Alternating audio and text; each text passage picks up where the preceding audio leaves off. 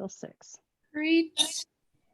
And Okay, Charlotte, we're being just a recorded. reminder to let me do my quick intro on public meetings. Before open comment. Yep. Great. All right, it's 6. Perfect. Are you recording? I am. We are recording. Awesome. Perfect. So I will call this meeting to order. Let's run through roll call. Danny Teodoro is not present. And Julianne Boone is also not present. But Terry Palmos, Yes. I see you. Okay. Yeah. This is always so awkward because I can see you, but anyways. Masyn Moyer. Here. I see you. There you go. Me, here I am. Jacques I'm here. and Judy Nogg. I'm here. Beautiful. Perfect. Before we move to the agenda review, last meeting, I decided to introduce a land acknowledgement before each meeting, and I'm going to continue doing so. So I'm just going to start this meeting with a land acknowledgement. So we recognize that the city of Boulder sits upon land within the territories of the Ute, Cheyenne, and Arapaho peoples. Furthermore, we as a board recognize and acknowledge that 48 contemporary tribal nations are historically tied to the lands that make up the state of Colorado. We'll move to the agenda review. Jay has to read the meeting rules first before we start. Oh, We don't have anybody in the We public. don't have anybody from the public, so do you guys want to, what do you I'll think? wait to see. If someone shows up for public comment, we can do it. Okay, go ahead, Charlotte. are we gonna, can I do the We- approval of minutes or? Yeah, we don't have any public comment, so you can just move through the agenda. Okay, we're just gonna approve the minutes from last meeting though, right? Okay. Right. Sure, yep. Okay, sorry, I was confused about what was going on. So can I get a motion to approve the minutes from last meeting, or are there any amendments that need to be made? I'm sorry, did you just say an amendment to the agenda? For last meeting, are there any changes for the agenda from last meeting? Seeing none, can I move to approve the minutes from September 23rd, 2020's HAB meeting? I second. All in favor? Aye. Aye. All right, passes unanimously. And I do see that Stan Dietz is here from HRC. I'm not sure, is Stan hoping to speak during open comment? Or I think Stan just wants to be available if you have questions about the, hang on. I think Maeve is trying to get into the room now, so I'm wondering if she wants if they want to speak.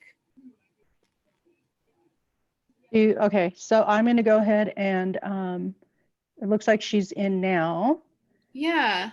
I can unmute, Yeah, I Maeve, are you believe. hoping to speak during public participation, or do you just want to listen? Can you hear me? Yes. I'm off mute. Okay, thank you very much.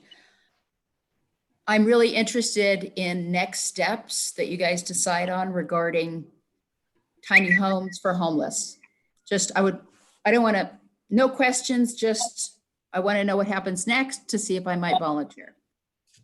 Awesome. Good. Okay, great. So you don't want to speak, I do not. for 3 minutes. Okay, great. Just Okay, wanted. I'm going to put you back on mute then. can I just ask a question of Maeve? Oh. Maeve, are you the Maeve that I know that? Yes, Hi. I'm the Maeve you know. Hi, Judy. Hi, nice to talk to you. Cool. And Maeve, can I have your last name for the record, please? Phelan, P as in Peter, Helan. Thank you. Beautiful. Awesome. Thanks for joining. Okay, we will move on to matters from the board. 6 minutes or, well, A moment. Under agenda review is where I was at. Sorry, I just totally missed agenda review. My sticky note was covering it. Okay. Let's do that. Sorry, it's totally my bad. Yes, so there are additional documents that have been submitted and that will be referenced. Mason, I'll let you speak to your document. Well, Jay, are we supposed to request, is it a motion that I make to move to add a review of the joint committee process and report content and suggest where to add it? Or do I just ask, or what's the process? It can be as formal or informal as you want. I mean, my suggestion would be just to include it as part of the meeting summary for this meeting. But if the rest of the board agrees, then we'll just do that. I'm not sure what you mean by meeting summary. I know in matters from the board, we have committee and project liaison reports to be done first. Are you suggesting just tacking it onto that? You mean so you want to discuss your dissent piece? Is that what you're talking about? Mm-hmm. Yeah. I mean, it's up to the board, but I assume it's part of the agenda when we're discussing the board and committee liaison. I thought it was specifically the written piece that you submitted, include that as part of the record. Right. I tried to clarify with Corey earlier, and I think that once we put it into the agenda, it gets applied into the notes, if I remember correctly. So that's one agenda adjustment I'd like to make. And the other one is under our November listening session with housing and security. I'm not sure if it makes sense there or doing it somewhere else, but I'd like to add a discussion of board member participation and something along the lines of like equitable division of labor or anything like that, just so that we have a conversation about what's happening. I mean, we do have 2 board members out, so I'm not sure if that makes much sense to do today, or if we want to table that till next time. But I think having the conversation, Charlotte, you brought it up during our meeting about potentially talking about all of us taking on committees or leveling out the workload so it's not just on your plate. Right. That's something I was going to touch upon during 5C, but I think that should be another agenda item for. It's tough because there are 2 members that are out today, and yeah. I received an email from Danny saying that he would help me for the listening session, but I don't know. I'd like to see if we can have a brief discussion of participation and collective engagement during this meeting, and maybe have a broader discussion with the entire board when they are present at forthcoming meetings. So I think we can have, does that make sense, Mason? Like if we briefly discuss that tonight and then again have a discussion when all members are present. Yep, I agree. Okay, great. And then, so we will, I'm hoping that we can add to the agenda that will be, I guess it will be added to the minutes, but then amending this agenda to add Mason's document as like a bullet point under the, are you hoping to add that under the committee for project liaison reports? Yeah, it doesn't matter to me where it's added. I just, just like it being a part of the formal docs. Cool. And one other amendment I had was, I noticed that there was the report on tiny homes, but then there was also the report on safe parking.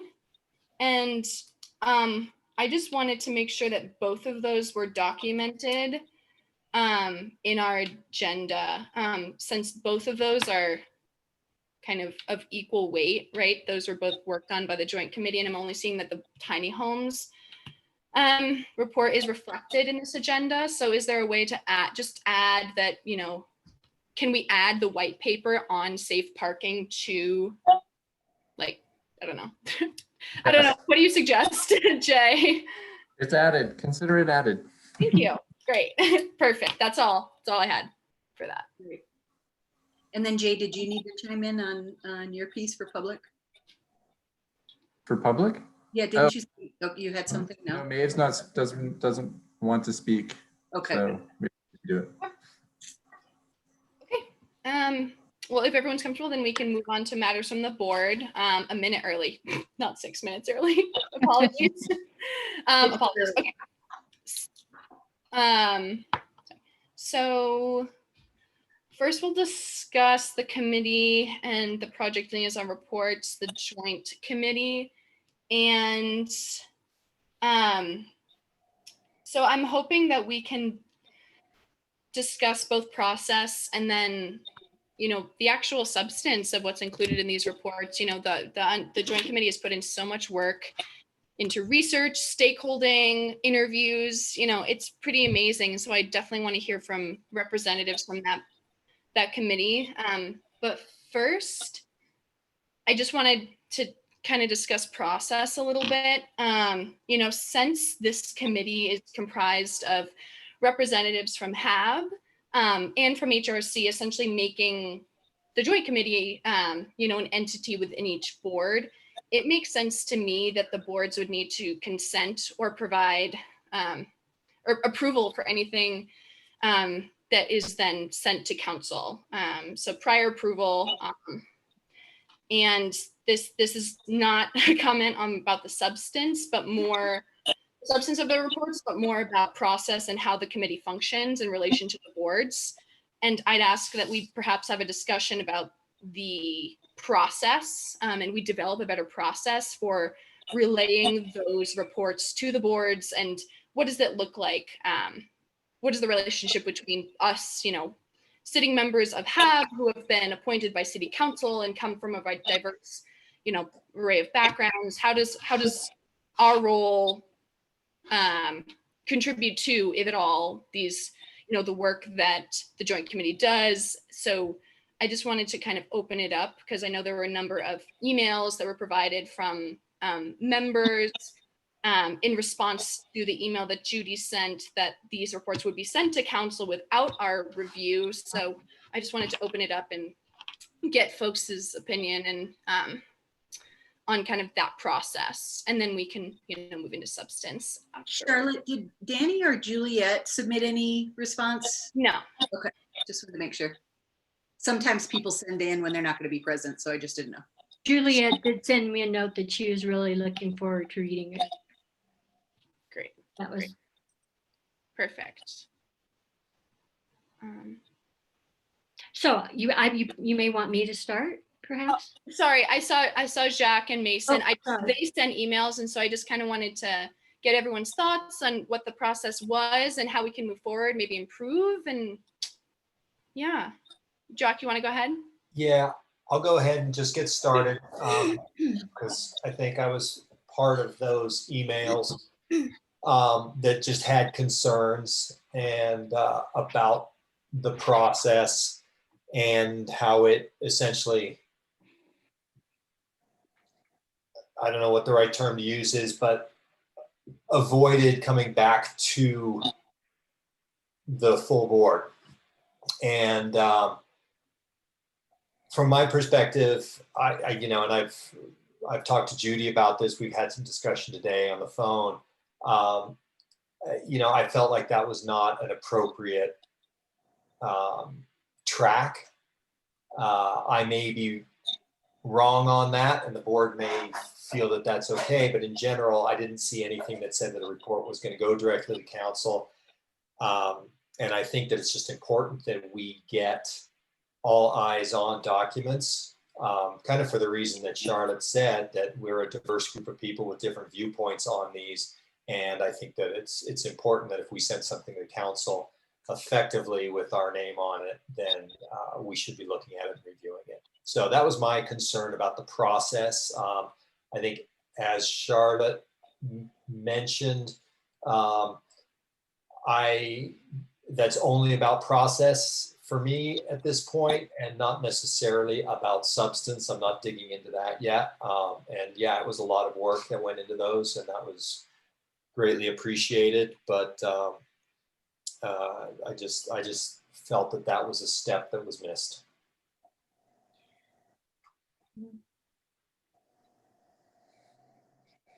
Yeah, you want me to? Yeah, go ahead. So I think everybody got my email about my dissent in both process and content, and I'll save comments on the content as well. But my 3 points on process was that there is a reasonable expectation by our board to receive the report before it was submitted to City Council. For 3 years now, whenever the City Council has sent us work, we've formed subcommittees, and those subcommittees have done the legwork, and then it comes back to our board for discussion on format and structure and how we want to submit it to council. So it had been standard practice, even when City Council has sent us something, we've never had a committee forward anything directly on. The disregard for the process, I felt like made a weaker report, diminished the political capital that we had worked on since January to get this to our table. It makes it more difficult for individual HAB members to educate others and advocate when they're not involved in the process. And to me, bringing it back to the board gives everybody on the board an opportunity to work through the thinking, to see where it's at and how we want to form and submit our information. To me, I had explained it to the joint committee that it's like painting a brush and educating people, taking them on the journey, because what we know to be true about HAB is that people are watching us and they're learning and they're going along with us. And if we just show up with a report or we don't have a discussion about it, it leaves a lot of our community members out of it. So I think, and as well as our board. And although I commended the joint committee for caring so much that they wanted to expedite the work, I worry this process was hurried for the purpose of both making the annual letter to council and avoiding dissent either within our board or from the community once this information got out, if we were going to support it and put it forward. So I feel like we circumvented a lot of our own process to put forward a report that is, you know, like I said in my dissent, I'm a natural advocate for this, and I care about this information and I care about all these gap measures. What I'm not for is us doing it in a biased or a hurried pace just because of some type of a construct. Thanks, Mason. I'm wondering if Judy and Stan, since you're both members of this committee, and would you mind sharing your thought process on, why you felt like it was necessary? I know, Judy, you kind of delved into this a bit in your email, but would you reiterate kind of why you felt like it was important to send this without bringing it to the board? That would be great, actually, just to get your thought on that. I think I'll start and then Stan can chime in. But first of all, I really want to say, Charlotte, you are great at doing this because this is a difficult situation for everyone. And I think you are great at the way you're handling it. So I just want to thank you. Good job. So I believe that the committee felt that they were tasked to do the research and come up with a report. And the report was of such depth and breadth and took so much time that it was the joint committee's report, and that council and HAB, because this is the first time we've had two separate entities work together, and that, and that HAB and HRC could each make their determinations about what to do with it. And those determinations might be, they could say, this doesn't work for us. We're going to write a new one. We're going to start all over. We're going to accept it, reject it, do whatever. We can use it this way. We can use it that way. But that this is the outcome of the report that the joint committee did. And the joint committee did spend an enormous amount of time on it and checked in with each other, wrote, if I would have a meeting with someone, I would write up a report about it and we would discuss it at meetings. And we were very thorough about going through all the information and being in agreement and writing drafts and going back and forth and all that. As far as us sending it to council concurrently, maybe Stan will speak more about that, but I am certainly sorry if it upset people. And going forward, we really thought we were just doing what we're doing. And going forward,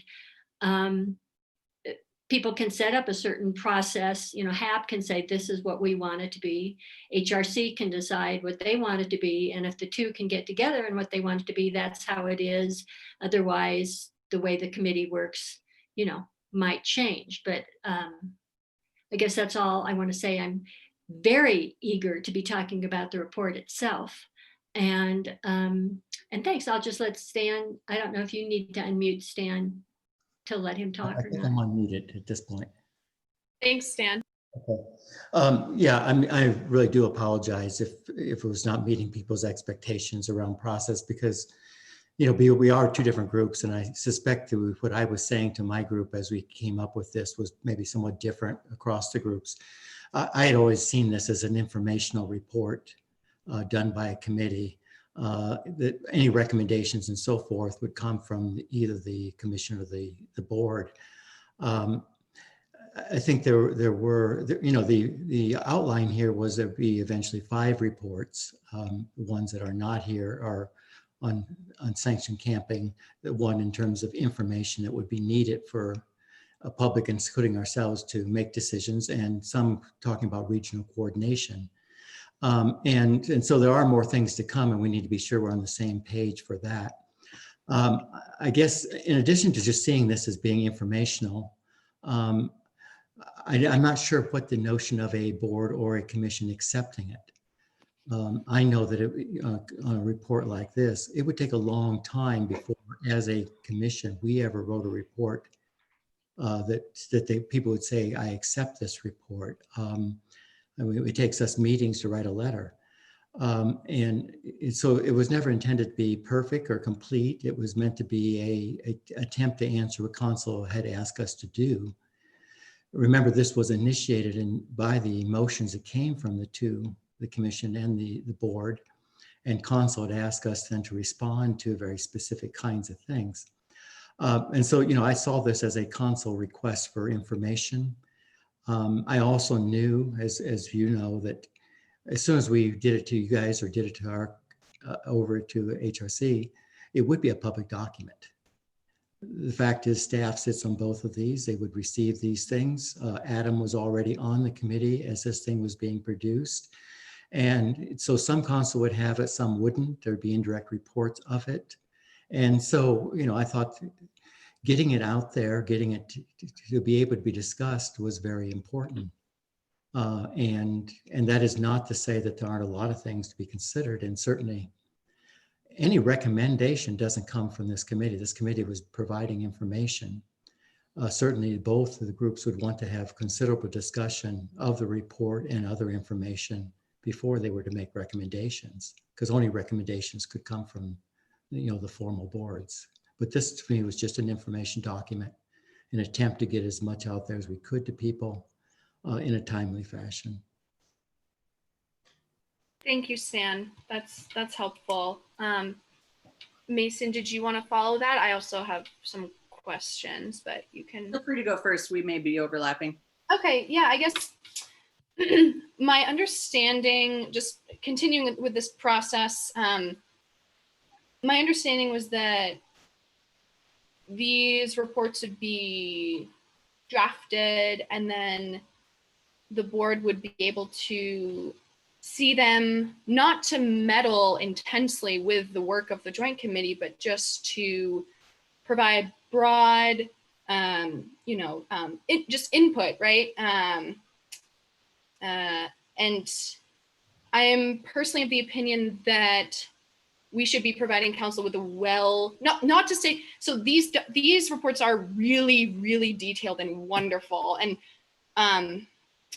I really appreciate the work that y'all have done. This is not, I'm not trying to, hold anyone to hot flames here. I'm just saying that these should be really well-developed documents before the judiciary board, that is council, sees them and makes decisions, right? it doesn't make sense in my mind for the joint committee to provide these reports and then for HAB to provide a tweaked version that's a little bit different, but is similar because we disagreed on the first one. I just think it makes us look, for lack of a better phrase, bad. It just doesn't make us look like we're put together. You know, we want to be taken seriously as a board, and as the commission does as well.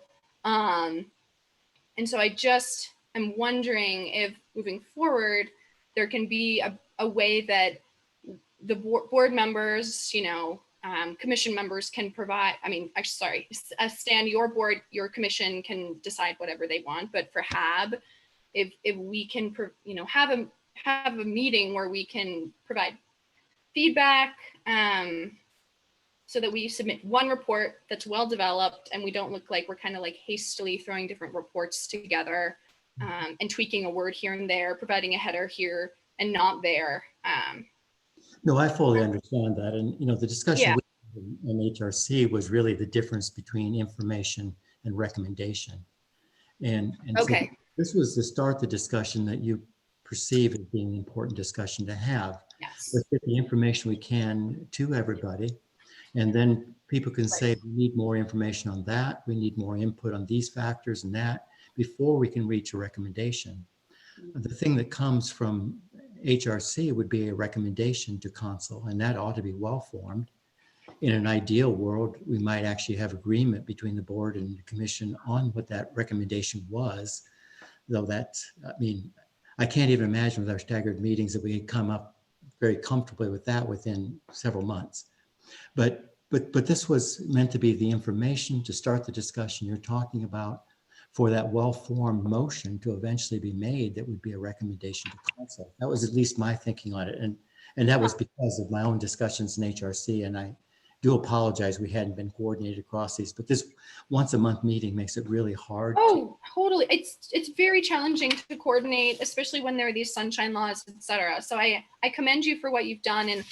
And so I just wanted to clarify a few things. So is HRC planning on producing recommendations, or because my reading of this report is that you actually provide recommendations in these reports. So in both of these, there is actually recommendations that the committee makes, right? So what's the difference between what's in these versus what HRC would provide? It was meant to be more a summary of our findings than it was recommendations. This is what appears to be working for other people. These are the types of things that we think might be feasible here, because council had asked us very specifically to see whether or not there could be a way that they didn't have to put resources in, that some of these ways of dealing with populations that are underserved could in fact be met. And so we were trying to do that. That's quite different, I think, than the notion of what we might come out of HRC. And I don't even guess whether or not they want to make a recommendation or not. Mm-hmm. But they might make a recommendation which basically says, for example, in terms of tiny homes, that we would like for the council to, while not support this, at least not stand in the way of any voluntary group with funding that tries to achieve this, you know, following the Longmont model. That may be a recommendation as simple as that, you know, don't suddenly make zoning laws and other things stand in the way of a voluntary organization trying to achieve this. But that's, you know, that's a step down the road after a lot of discussion, I suspect. Sure. No, that makes sense. So is this then a working report, or like a working document that there will be multiple iterations? Is that right? Am I understanding that correctly? Like that we're done with our report. HAB can have as many iterations as they want, and HRC can have as many iterations as they want. It'll then be called the HAB report, not the joint committee report. And anyone can do, I mean, whatever HAB decides to do, you know, by majority or consensus or whatever you want, that's what will happen. So is the joint committee, yeah, Jack, I'll hang on one second. Is the joint committee's role then to provide the springboard for the boards and commissions to then take that research and do what they want with it. Right? I guess this is a new committee. And so, it's worth discussing what is the relationship between the committees and the committee you've created, the joint committee, and the board. Well, obviously it wasn't as clearly defined because since we were running on such a different level than you were. So obviously the process wasn't established. And I think we all think it's great that there be a process established. I'm not sure how that will be done or how it will work out or whatever. But this, yeah, so I don't know how to say it any other way. The joint committee looked at this as the joint committee report. And I'm pretty sure we didn't say that HAB and HRC agreed. We just said the joint committee believes blah, blah, blah, blah, blah. And then since we're two separate groups, we just thought it'd be way too confusing for HAB and HRC to have to come up with an agreement together. And so, for example, HRC could go with this report exactly as it is. HAB could change it completely, or you could decide you want to get together, that you and Lindsay want to talk and propose certain things. That's all up to the board. Based on my experience, I treated this as a white paper, as you referred to it earlier, Charlotte.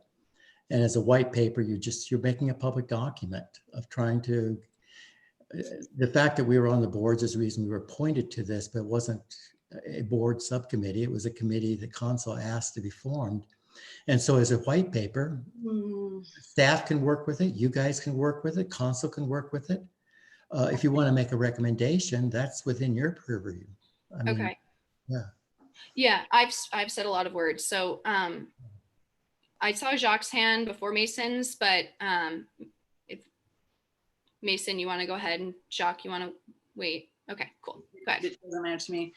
I'd like to point out that the council asked for a joint committee, but they tasked HAB and HRC, not a joint committee with these tasks. We assigned the committee. The work came to our board and the work came to our commission. And I know in this just discussion a few minutes ago, we're talking a lot about content, which we're not on yet. We're still talking process. And process, City Council tasked the Housing Advisory Board and Human Relations Commission to form a joint committee. They didn't say, Judy, Stan, Lindsay, Masyn, you are now the joint committee and separate from your boards and commissions and will report directly to us. Just so we're clear on that. It went to the boards and commission first. There wasn't thorough agreement on the documents. Part of the reason why I left was early on the bias that was being represented in it. And again, we'll talk about content later. But since Judy brought up thorough agreement with this, there wasn't. And that was part of the challenge on these documents, was that I was very opposed to the structure of these documents. I was highly concerned about the recommendations, whether we couch them in "we believe" or not. It was moving it, and they were moved front and center in this document. So when we talk process and structure, to me, having that come back to the board, we could have talked about, do we as a board want these in there, or do we want to put them at the end, or does it make sense for this document to go forward recommending? Because again, this isn't a separate committee that council appointed members to. It is a fraction of who we are, and these went representing a portion of who we are. So that to me needed to be clarified. Council's request for information and getting out there. Yes, having the information out there is very important. And when we talk about content, I think it's also very important to have, not hurry the process just to have something out there. What's more important is to have a structure, a professionalism, a well-written document that is also data-based. And there's, we'll talk about content with the pieces that are missing on that. But to me, hurrying a document just to get it out there is not a good reason to usurp a board.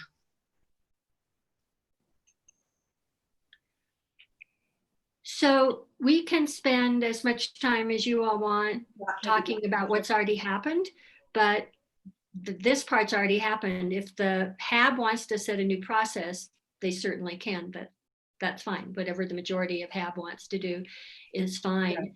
So talking about what was will only, you know. I think we all have the right and the ability to clear the air on Okay. something that happened. I want to just say, I don't want to talk about HAB creating a new process. HAB has a process, Judy. And this was a departure from that process that, in my mind, as I said, I feel was very inappropriate. So I'm just going to put that out there. I think we all have a very similar desire for the outcome. I think that, you know, lessons learned and moving forward. I was chair of the meeting that set up this joint committee, and error on my part in not being very clear about the proposed outcome, but I assumed that it would follow existing processes that were there. So, you know, I agree, Judy, with that moving forward, as we set up committees, joint or otherwise, we should make sure that we put together an expected outcome and flow from that. So I Yeah, think that's one of the lessons here. That I agree. I will say this is the first time there was a joint committee, and that's the very first time. And that seemed very different to us, working across groups. And again, I can only say, I'm sorry, it really disconcerted everyone. We would certainly bring things to you in the future first, and you can set up whatever process they want. I can say I'm sorry one more time, and then I'm pretty much done saying I'm sorry. Okay, so I'm sorry, and I'm done. Okay. No problem. One clarifying point, have these already been submitted to council? Or have That was what concurrently, you know, when I said concurrently, that's what we had decided to do on Sunday, and it was sent to council. okay, we weren't copied on that email, so I just didn't know. So But good to clarify. yes, I said concurrently to council, I think, in the email. Oh, okay. I'm just saying we weren't copied on the email when it was sent. So it's okay. It's totally fine. No, Just I think clarify. what she's saying, Charlotte, is that one email she sent was what was sent to both. Oh, okay. Understood. Got it. Okay. My bad. Well, that's fine. Can I just ask a question? Terry, you want to add anything? You're muted. You're muted. Oh, let's see. Yeah, sorry. I think philosophically, yes, if something goes out with our name on it, then it should come before the board and be discussed and approved to go out. So I do agree with pretty much everybody who's saying that, which is everybody. But I also understand from the other perspective, this was a first time thing. It's never been done before. We did appoint some people from our board to work on it, and they did a good job, from what I understand. And, you know, they maybe jumped the gun and sent it out without, I can understand from a logistical process how that can just happen. I think we've made a pretty good point here for the last 15 minutes saying, let's not let that happen again. So I think we all agree on that. So if there's ever a joint committee with another board and a report's created before it goes to city council, let's get it before us so we can talk about it and at least have a vote, or at least a consensus that, yeah, we agree with what's going on here, and send it out. Hey, Willow. I think we should move on though. I agree. Thanks, Terry. I felt like it was important to discuss this just because a number of board members expressed opinions, but I'd like to move into the substance of these reports. I have a few questions, and if that's okay, if everyone's comfortable with just, Judy, are you okay with answering questions, or how are you with this? Absolutely, and Stan too. Yeah, definitely. Cool. That's great. I might hold my questions and see if other folks have questions or comments about at least the tiny house report. I also know that there was the safe parking report, so I hope that's up for grabs as well. Cool, great. I'll open it up then. Mason, I know you have some questions. I don't know that they're questions so much because I wrote them in the report, which for me on the contents, again, when we tasked this committee you know, when council said, do this, and then the board said, who wants to be on this committee? I vividly remember Juliet saying, this is just research, right? We're not making any recommendations, right? And we assured them that we would be doing a report of just what we find so that we could work through this as a group before we make any motions or recommendations. So the report to me contains recommendations when we say we believe, whether or not the joint committee thinks they were separate and different from our boards, there are still recommendations couched in we believe. That to me creates a biased document. The minute a researcher starts putting in their opinion of what they believe versus what the data is showing, then I think we're creating bias on it.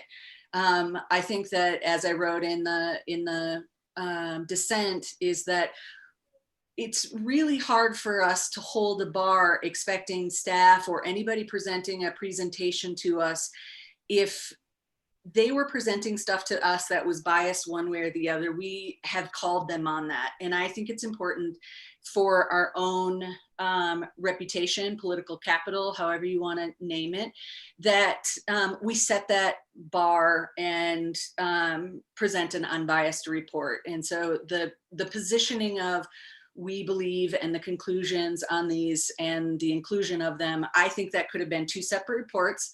I presented that to this committee of saying one could just be informational, the next one could include what we'd like the boards to consider for a motion, and then included a 2-pager or a 3-pager for city council, so that it was clean and separated them all apart and there was no bias associated with them.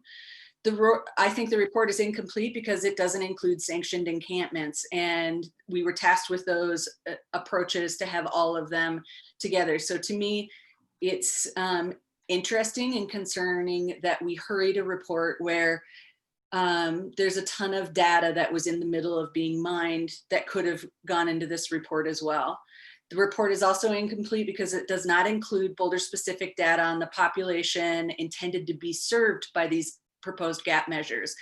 Now, I know Stan was working on the data piece of this, and it was incredibly difficult to get data from the county. And although Curtis said that it's on the dashboard, it's on the dashboard in percentages. And that is really hard to suss out with the county where you've got very specific numbers. So myself, and I think Stan was doing it as well, we're mining inside of those numbers. And so part of, to me, presenting this report, if we're researching it, was to include what exactly, like let's use safe parking for example, what exactly are we solving for, what population, who are they, what are they doing? And on the day this went out, maybe the day before, I had just gotten the police report of all the parking tickets for safe parking. So that included would have been a solid, more complete report along with some other numbers that were there, but we rushed it, and that to me did it a great disservice. The report is also incomplete because there are stakeholders we had access to that were not consulted or included, which again makes this look like an opinion piece and not completed. And the report is much longer than City Council requested, which dilutes its message and reduces its potential impact. So I'll respond to a few of those if I can remember, okay? Are you done? Sure. I don't know, Jacques, did you have your hand up? I thought I had seen it, but you know. I might not remember if too many other people talk.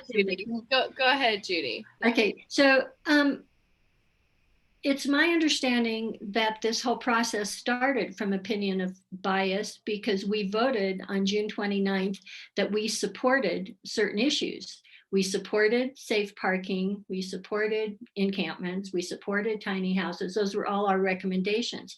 So our research was all based on making the case. It's just so happens that we found little or no research out there criticizing these efforts. It was current. There was old stuff that didn't work, and we picked, when there were problems, we sorted out what the problems were by either talking to providers directly or doing the research.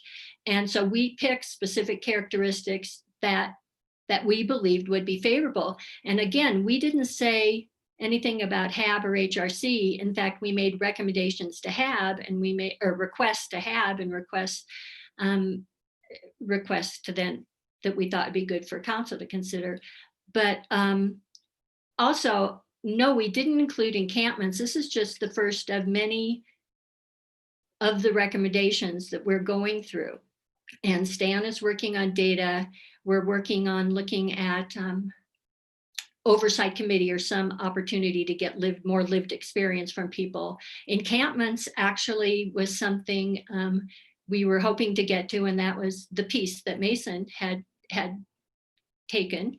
And so the reason why we didn't do encampments is we're doing each report as they come out. And these two came together first by decision, by group decision, that these would be the ones we would start with. Is there, as far as the length, I never got any instructions on length. We had Adam at the majority of all our meetings, and I was in contact with him about everything. We based our report after discussion with Adam, who is our city council liaison, on what council is used to looking at. And the report where staff showed the bias of not being in favor of tiny homes or safe parking, that was the memo that council got was 33 pages. Ours was, I don't know, 12, 13, 14 with a few pages of attachments. And we on purpose picked the model that staff uses because Adam thought that it would be really good because council's already really used to reading memos prepared in a certain way. So we followed the format that that council's already used to reading, and he was the one who suggested we put our conclusions up front. We didn't have them that way because he said for those who aren't reading all of it, they'll at least get that. So that's just my response to some of the points that Masyn raised.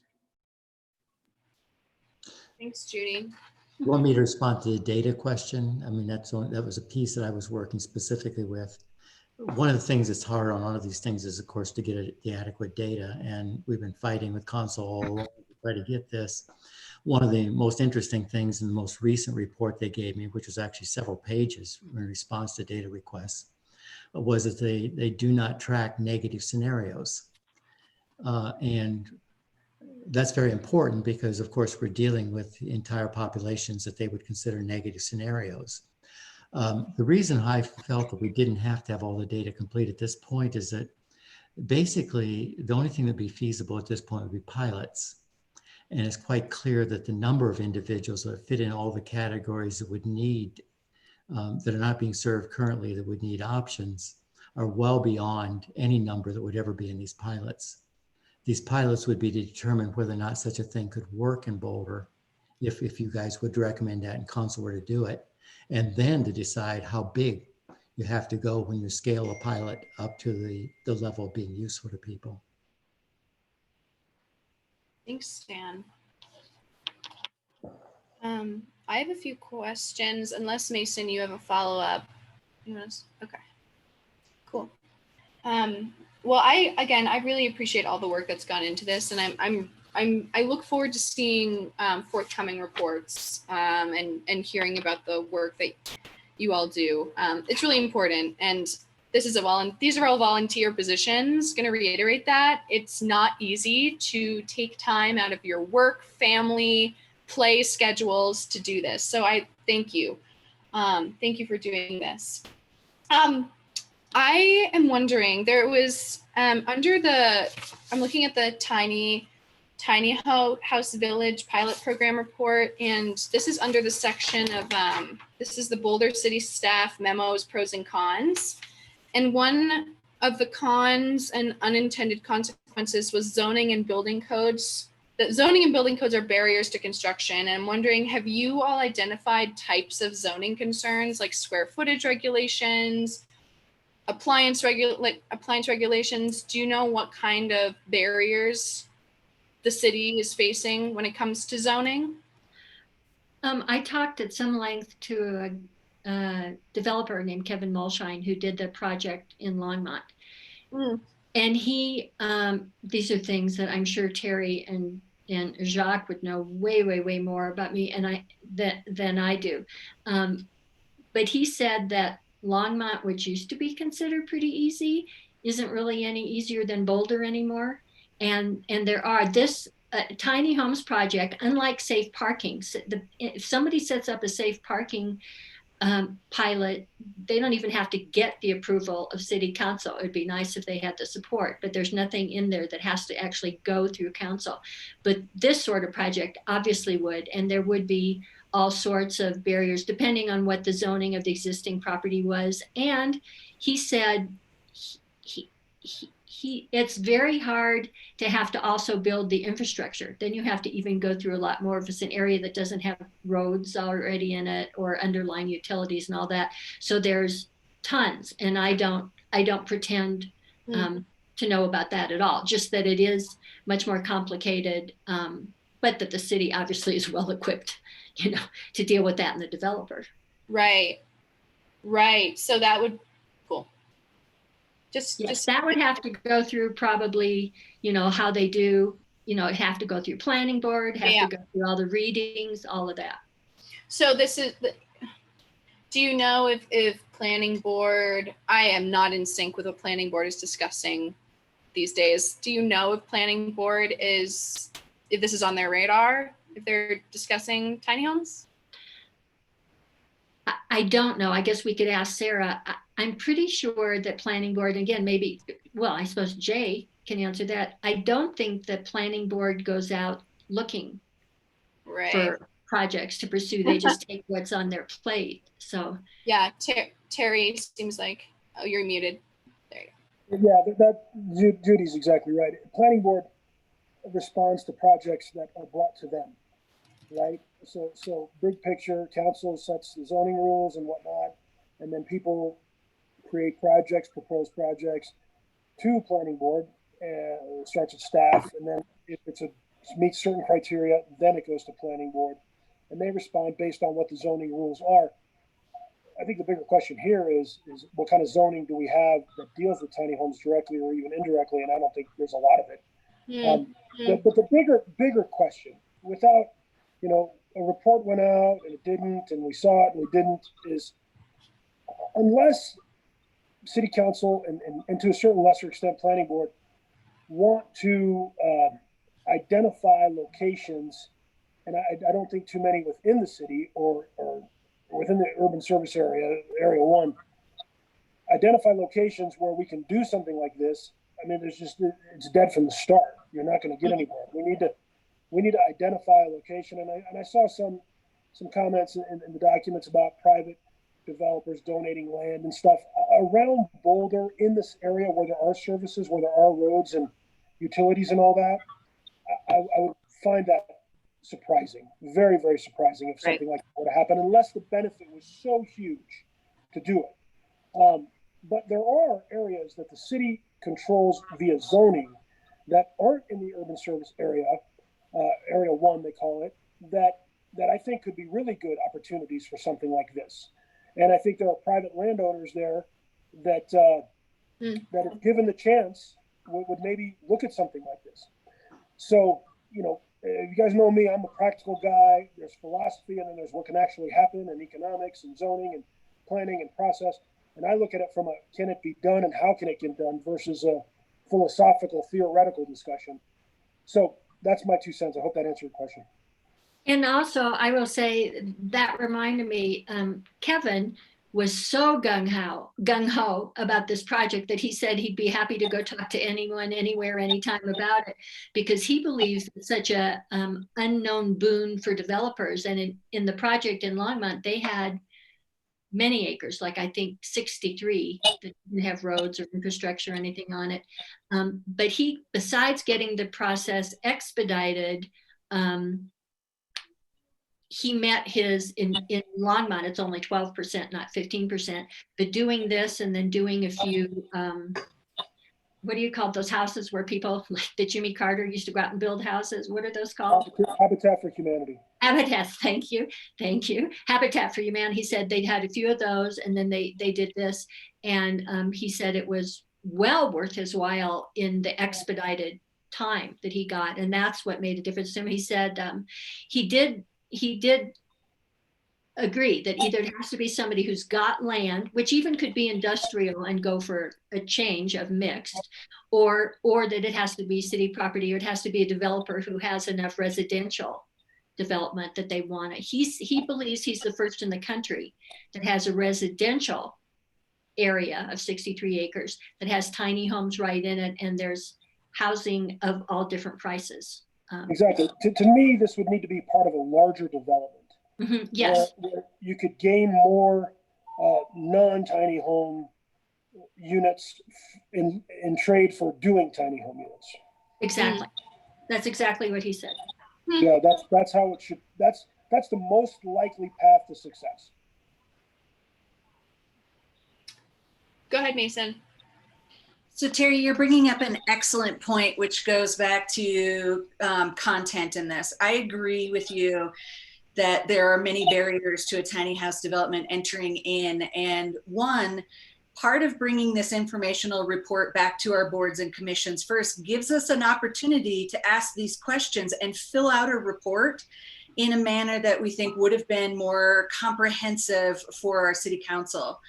And two, if we know, like what we know about safe parkings and faith-based land, what we've discovered in that is that if we're pretty sure council's not going to put it on their work plan or consider it, one of the things that we do by presenting this report is lay the foundation that other boards and commissions can build off of. So by having something that's comprehensive and with data, so Stan had brought up that the negative scenario data are not accounted for. However, what I had been working on that last week is backing into the data, because if you take the positive data and you look at the numbers, there is a way to back into what's not being paid attention to so that we can ask specifically for that information. And so again, to me, when we put out an informational report and it lacks all of the information, we're leaving the same questions we're working through right now that the council would have probably liked to have had answers to. Mace, I think we all agree that the report should have come before us and we should have fleshed it out and we should have added to it and critiqued it, but it's done now. So next time we'll do that. Well, yes, next time we'll do that. And I appreciate your brevity in a lot of things, Terry, but at the same time, I think that having this conversation, one, I'm very incredibly frustrated. I just put in many, many hours on this, and I think it's okay that I express that while we're talking this through, for one. For two, I also think that the reason why we're in this situation, and Jacques and I were talking about it earlier, is because we all are so busy that when it came to the board, we said, who wants to be on the joint committee? 2 hands were raised. We went off and running. There was no structure put together. So at the same time that you're like, we got it, we're moving on, don't have to talk about it anymore, da, da, da, da, da. We do, because that's exactly how we got into trouble in the first place. So just putting in there that some of this structure is necessary. And when we rush through things, this is how stuff gets missed. Yeah, well, I understand that, but I think we got it. Jacques, go ahead. So kind of bridging those two places, I do think that it is, and I think Terry's, his comments are landing on what really needs to go in front of council, from my perspective, which is a proposal on how this can be accomplished and how council can support a tiny home community within Boulder, either by addressing zoning or addressing a community benefit allowance within the zoning codes, whatever that might be. But it seems to me that that is the legwork that needs to be done, aside from the recognition that I think this recognition that we've done so far is good, saying, look, these things can work. They are being used in multiple locations around the country. And although they don't fill all needs of the housing first concept necessarily, they do address some of the gaps in some of the spaces that we have. when we're trying to onboard people into that system. So I think this kind of addresses that piece of it. I think moving forward, the critical piece, and maybe this is something more for Terry and I to be talking about and looking at, is how do we then present to council, here are the things that you can do. They're not going to cost you any money. They are going to cost you some meeting time that will support having tiny houses develop. Because right now, I think, as Terry said, it may be best that this is part of a larger development and it's kind of a community benefit aspect. But to look at that and put those opportunities down in a proposal that would be a recommendation to council. So, I see this piece that's gone on so far as valuable in the kind of setting the stage. But again, I think that something, much more cohesive is necessary as far as how does council support this? Because if we're just saying that it's, up to a private developer to come in and take it on themselves, that's going to be a long stretch. I think you hit the nail there, Jacques, about you and Terry possibly working on this one. Sorry, I Terry. also had identified a partner, a developer, a successful developer in town that's worked with the city for years who is interested in this. So it might be interesting to move forward with some type of a proposal on how would this look for us to do that for city council. Jay, I have a question. Jay, has a tiny home anything ever been brought in the format of here's a potential project? I don't know of any, but I'm just wondering if I maybe missed it. Has anybody ever said, hey, we can do a tiny home project here, and here's how we're going to do it? And did that ever get in front of city council in a formal process? So the situation I'm aware of is that when there were discussions about what to do with Hogan Pencost after the city purchased it, and there were discussions about should it be park, should it be, what does the community want? Staff did propose that a small chunk, I think it was only 2.5 or 3 acres, Used for it, yep. aside for a tiny home village. And how did that go? And there was, I think, a developer that presented with that through Jill as well, right? I don't remember a developer actually getting involved. This was really just more staff providing some options for council to consider. Maybe it was your pretty picture of a layout that I saw on the, and not a developer. I created one, but it didn't see the light of day. So no, it was not well received.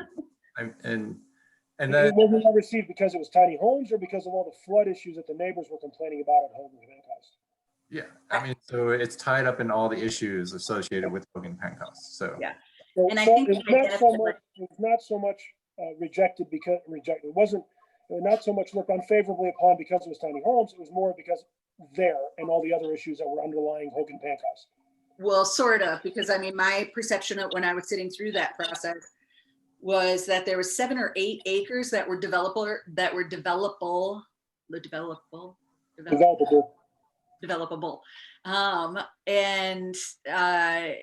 was a huge movement from neighbors who didn't want that area to be developed. But that particular area was not a flood area that it was proposed on. Yeah, I got it. Huh.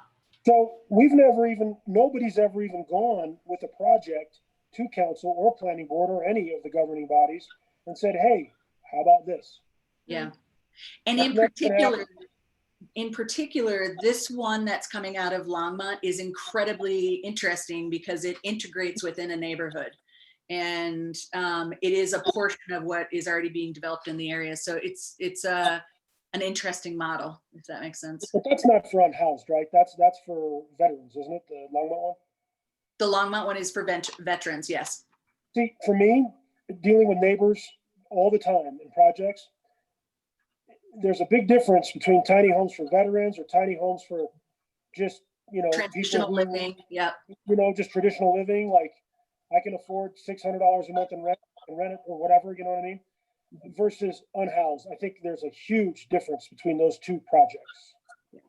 That's why you will notice that in our report, all of the 4 people that I interviewed definitely agree with you, Terry. And they definitely suggested, obviously not to pick veterans because Boulder County is doing the tiny homes for veterans, but that we pick a specific group that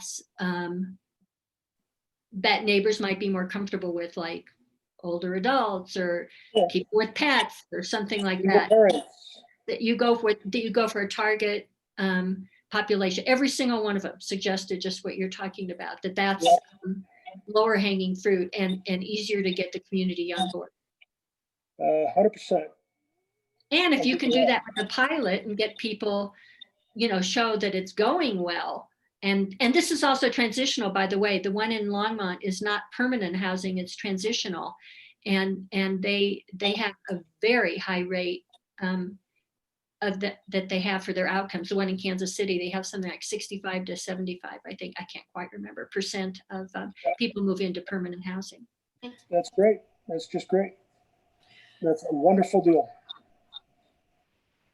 So that leads into another question. Has the committee identified any locations where a pilot program might be successful, other than like private property, as Terry brought up, where a homeowner would give their land or something? Yes, absolutely not at all. And we didn't feel like that was within our purview at all, but it's a great project. And that might not even necessarily fall into HRC's interest, but that might be a great project for, like you said, for HAB to take on and think about that. If we're not messing with anyone in the community who's already working on this and making their issues complicated, I don't know. To my knowledge, there's no group, I don't know. I don't know if that would complicate somebody else's stuff, but just looking around at property might be worthwhile for HAB. It's a good idea. I think Jacques' idea was good. Yeah, I really appreciate Jacques' proposal to actually look at the feasibility and, how can we propose some sort of like pragmatic solution that council, I don't know, how can we move forward with this? Jacques and Terry, you two are the experts on zoning. I'm not sure what do you suggest that process looks like? Or not to go back to process. Sorry, Terry. No, I think. Done with that. What's that? We're done with that. Done with process. Done with process. This process is a Make closed process. anything to council in our name without us looking at it. There we go. Got it. Period. Signed and sealed. That's our process. Now- That's the process from now on. Now with that said, how do we go beyond that and figure out how to get some tiny homes built in Boulder, which is one of the main reasons I joined this board. Yeah. Because I think tiny homes, me personally, are the answer to a lot of our housing issues. I mean, that's Absolutely a agree. significant chunk. I think you can take these smaller homes and put them in a lot of places, and it solves a lot of problems for people that need to and want to live in Boulder. That's my personal opinion. Yeah. Now, tiny home village is very different than tiny home one-off, right? You look around Boulder and there's single family homes with 10,000 or 10,000 square foot lots galore, right? And the houses don't take up all the lots, and there's plenty of room in the backyard or the side yard or whatever it is for a tiny home. You could put thousands of them on property that already exists, on lots that already exist in Boulder. Jacques and I, many, many months ago, when we could, be in proximity with each other, went and saw one up on Poplar, and it was awesome. It was absolutely wonderful. My daughter takes piano lessons there. It's great. With that said, that's option A, one at a time on lots that exist in town. That's a pure zoning question. That's a modification, much like ADUs, that would allow private property owners to go and be able to put a tiny home on their land in addition to the house they already have there. That's different than a tiny home village where you need to go find a bigger piece of property where you can put lots of them in one place. Two different things, right? What do we want to focus on? Because I think Jacques and I have had many discussions about this already. And if we want to to look at the onesie twosie on existing lots in town. That's a zoning question, and it's probably a lot more straightforward. And I think candidly, it has a much higher chance of success than trying to go find a larger piece of property for a bigger development to include some tiny homes. Although I have an idea on that I'd like to share. I don't know if this is the right time, but I think there's opportunities for that for private property owners. You think it's in Boulder, but it's not in Boulder. And I think there's a chance for that too. So I'm excited about the fact that we're focused on tiny homes and trying to get some built and occupied. Yeah. What do we think about A versus B? Terry, I'm going to tack on to you there. The thing that excites me the most about backyard tiny houses is equity. So Yes. it is the only way for a young couple or family or a single person or a teacher to own something and share equity. It also builds community. So instead of just having a renter who might be there for a short period of time or is having like HOA come through, you're building more community with somebody that you're housing within your community that's working here as well. So to me, a big piece of that backyard one is there are a lot of individuals, whether retired or under a certain level of income, that could buy a tiny house and put it in somebody's lot.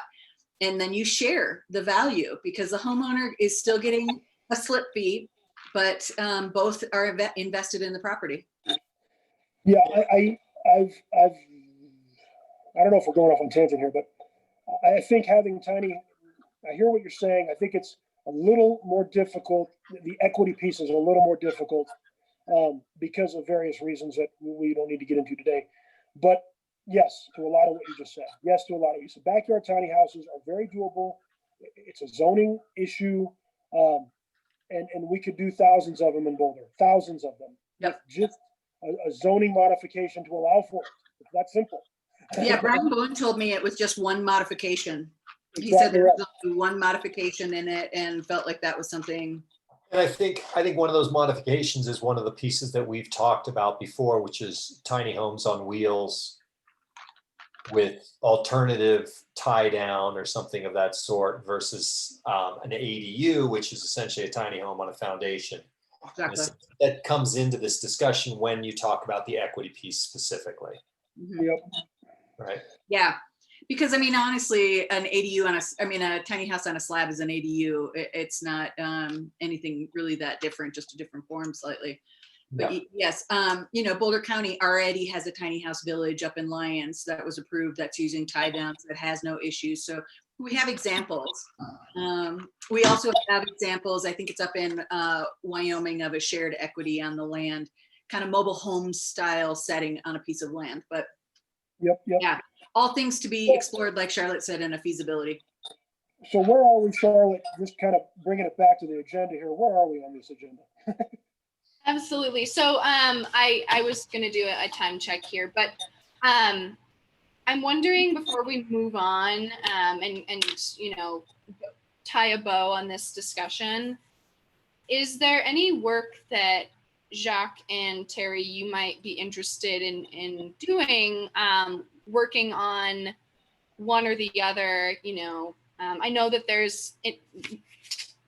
the report that was produced is really about a village, but Terry, as you mentioned, it's might be easier to just work on zoning laws to allow for tiny homes to be built in backyards. So would you two be interested in, doing some work on that This is where the glitter pops off and they both go, yes. Well, I think the short answer is yes. But my question to Jay is, have this topic, backyard tiny homes, which I like how you say that, Mason. It's nice short description. Has that been brought before planning board or council in any form or fashion historically versus the village? Because I know there's been a lot of talk about tiny homes over the years.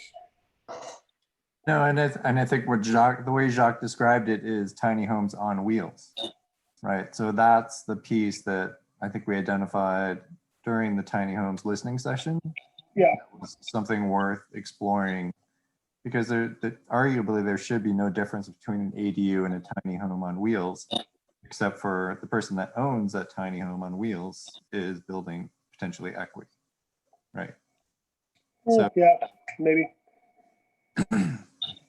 I mean, I think it's not equity as some of us think, but I think for that population, it may be yeah, at least it's something of their own. I think that's the difference instead of purely renting. Anyway, I mean, There's an old saying, Yes, Jerry, it's- if it has a foundation, it typically goes up in value. If it has wheels, it typically goes down in value. right. But it's their home and they, Yeah, no, I understand. I'm just saying from the equity piece. Mm. What I'm getting at is, has anything like this been brought or explored in the last 5 years? no. Okay, well, that's good. Well, then there's For My space. short answer, sorry, Charlotte. My short answer is also yes.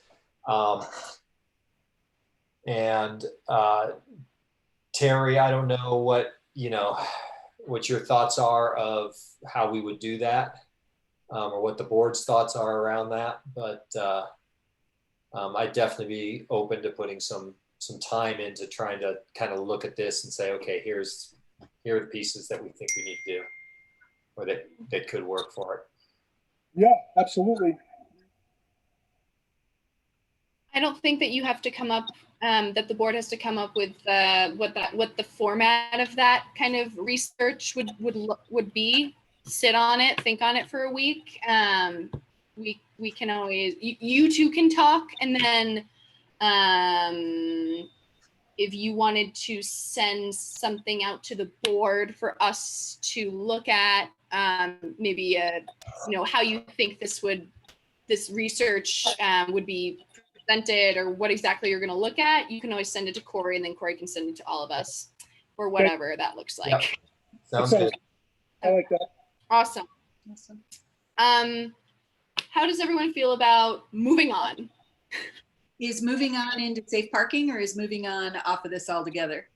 I was going to move on to 5B, but if you have some questions about, or wanted to talk about safe parking, I think that's fine, because that should be, consider that part of today's agenda, since that was another document that has been circulating.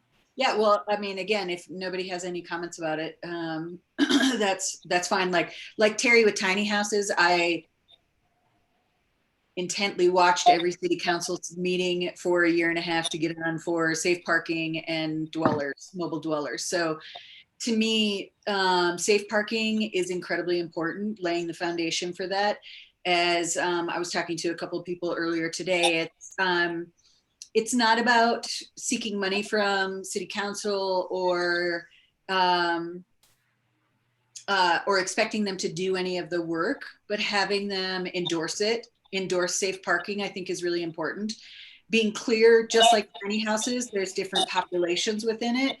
But one of the things that's critical to me right now, especially last weekend, having monitored the shelter all weekend and having done safe checks, is that we have individuals in crisis right now. And so just pushing this white paper or not talking about it or prioritizing it or emphasizing that, especially to the community that's listening, watching, or will watch later, how important this is. It's incredibly important.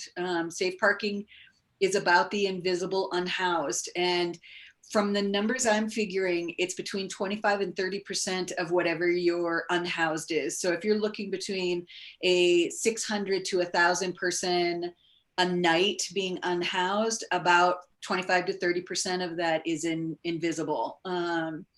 It's important, and we were trying to suss out through parking tickets and doing counts. There was a couple of us doing counts on vehicles in neighborhoods. How many people are parking in our community? Because like Stan said, we're not tracking any of that information. And what also needs to be pointed out is that we're not doing it in the point in time count, which counts 1 day out of the year, all the unhoused that they can find. So making in this informational document, to me, one of the things that would be important is showing the information we can back into, and then requesting that we start making this a priority in the count. Like, we need to start counting people that are in vehicles. As we can tell, that population in LA County grew 27% in the last quarter. So that's how many people are living in vehicles. And we know it's an issue around town. It was an issue for me over the course of one weekend. So I just wanted to stress that and drive it all home, that for anybody watching and listening, that safe parking is an important thing, and requesting the data be tracked. Yeah, sorry, go ahead, Jack.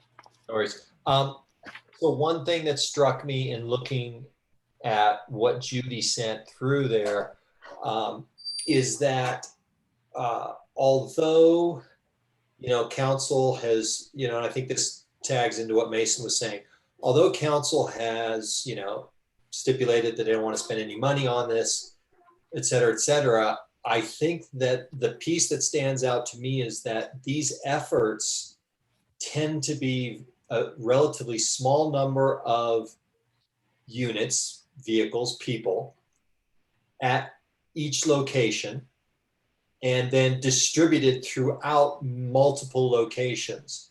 And so to me, just one of the thoughts that came to mind is that one of the city's roles might be as advocate for this. And maybe the most important thing is to let the public know that this is something that the city would support, that it's going to be a faith-based or other organizations who can do this by right on their property as it exists currently, but that the city can have some role in engaging with a cohesion in that system, which then also may lead to some efficiencies of cost. Because the other thing that did strike me is, the costs per person, from what I was seeing, at least in some of the examples, are quite high. I think somebody made a comment, maybe it was one of the cons in the staff's list there, Jay, that was basically like, look, you can house somebody for the money you're spending to manage this system. But, and that would be the benefit of the municipality, the city getting involved in this, is to try to bring some sort of efficiencies and some sort of umbrella over the whole process that would legitimize it, potentially make it more efficient, and encourage people to step into the space. It's the first time I've ever heard government make something more efficient. So I'm sorry, I had a little chuckle there. I tell you, dealing with 4 permits middles this week, yeah. So Jacques, to cover a couple of things that you're saying there, is that there are a wide variety of models of safe parking. There's everything from and different populations. There's like 3 or 4 different populations within vehicle mobile dwellers. And so there are some programs where the city has done it, and there are some programs where nonprofits are managing them alongside a partnership with the faith-based communities. Currently, right now in Colorado, there is a large statewide organization that is grant writing and expects to have an answer in the next couple of weeks on funding coming through to hit almost every county. There's also some churches already identified in this and willing to work through it. So to me, the quickest way of, instead of having to go through a city process of getting counselors on, city council members on board, was asking for an endorsement, which Judy might be able to attest to, but I think that's all Longmont did, was endorse the nonprofit running safe parking. They have nothing to do with any of the finances or organizing or anything else. So it might expedite quicker without getting city involved and still have funds. But I also think that with the different populations, just like tiny houses, is if we do it right on a couple of properties, there's other opportunities. Like Summit County does a safe parking where it is individuals that work the mountain. So it's working poor that leave to go work the mountain and then come back there. So their services are not as dialed in, like it's not overly managed. It literally is a bathroom, a spot. They pay a fee to actually be there, etc. So there's different models, is what I'm saying. Yeah. And it could be the gateway drug into doing, something more comprehensive with the city. Yep. I'd like to say that I think all the ideas that are coming from this are great, and with the report as the report, then HAB can go off and do its thing, and HRC can go and do their thing. And with what Mason said is entirely true. The people who started the safe parking lot worked with council and talked to them and worked with staff to keep them informed, but they just got, and that's very helpful for the city because the city has a means of starting to collect this data, like how many people are on the waiting list to go in. That's a good indication of how many people need places. So it just all builds the relationship. But yes, those places might be just as happy to not have us trying to tie the city to it, just have the city be supportive of it and aware of it. And see the positive aspects, because the report did make it sound like safe parking and tiny homes and encampments weren't viable for Boulder. And so we're hoping that the reports at least show viability. Mm-hmm. So Judy, I have a question. Do you, when y'all were analyzing the unintended consequences or cons that staff proposed, did you get any idea of like, what is the incentive for that position? What is that coming from? Where is like, who is directing staff to say that this is not a good idea? Does that make sense? Oh, Charlotte, I wouldn't touch that with a 10-foot pole. I have no idea. I have no idea. Great. I gather that Jay, you don't have any insights on that, or who's telling you to say no to things? I do not know. Well, and more specific to that question, Charlotte, is where's the data that proves this to be bad? Right. So, yeah, and I recognize that some of the reports actually collectively show that there was data omitted in staff's presentation to council that shows the pros of some of these programs. So just like worth noting that. Yes, and I will just say that was very disconcerting when we found it. And I did talk to staff that prepared those reports because I didn't want them to be caught off guard when we put that in the report. And so, yeah, I don't have any other comment than to note there was material. Yeah, we couldn't find bad information. We couldn't find bad information about safe parking lots. I just couldn't find any. Mason, did you? Because I knew you did a lot of looking. There was stuff in the past a long time ago when they were too big in some places, but did you find anything? Yeah, so this is where I thought it was that the report was incomplete, was lacking the lived experience check-ins with the individuals who had actually lived there and talking to them. And there was some downsides to it, especially depending on the population you were working with. Right. Okay. I just wanted to add that it's important to recognize that these programs can coexist and should coexist with our Housing First program. The reason why these programs need to exist is because we have an inadequate number of affordable housing units in this city, right? Housing First is great. We want people to be housed, but until then, people shouldn't die on the streets. It's like very simple. I don't know, to me. So that's all I have to say there. Are there any other comments or questions about the safe parking report?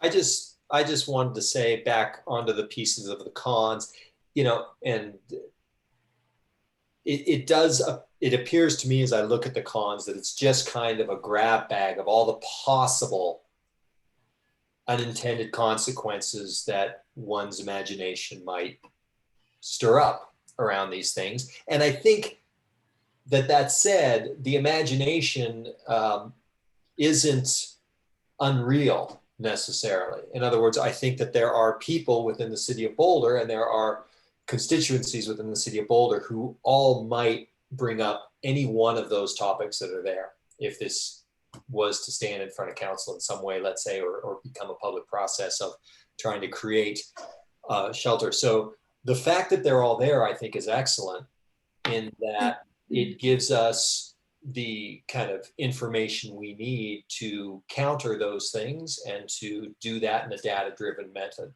So it's great, you know, that they're there. And I think that it's great that Judy and Stan went ahead and countered each one of those and presented that in that way. You know, I think that the more data we can bring to those counter arguments or to the validity of those arguments or the concerns that are there, the better. So I like the fact that they're in there, and I think that, you know, it's a good working document in that sense. Yeah. Great. Well, thank you again, Judy and Stan and Mason, for the work that you've put in to these reports. This has been a very rich conversation. Are we comfortable with moving on to 5B, our next agenda item? Yeah. Well, I'm curious to how we want to end this, because to me personally, there were several asks on the bottom of my dissent for this, which, to wrap this up, is I think we've already acknowledged that it was shouldn't have been sent. Terry, heard you loud and clear. And I think that it's important. Do we want to leave this hanging with council? Do we want to say we're working on feasibility studies? Are we moving forward with something else? Are we just leaving it as it is and nothing else is being said? Because what happens when they receive a tiny house feasibility report and they're like, wait, what? What's happening here? So do we want to say something about that?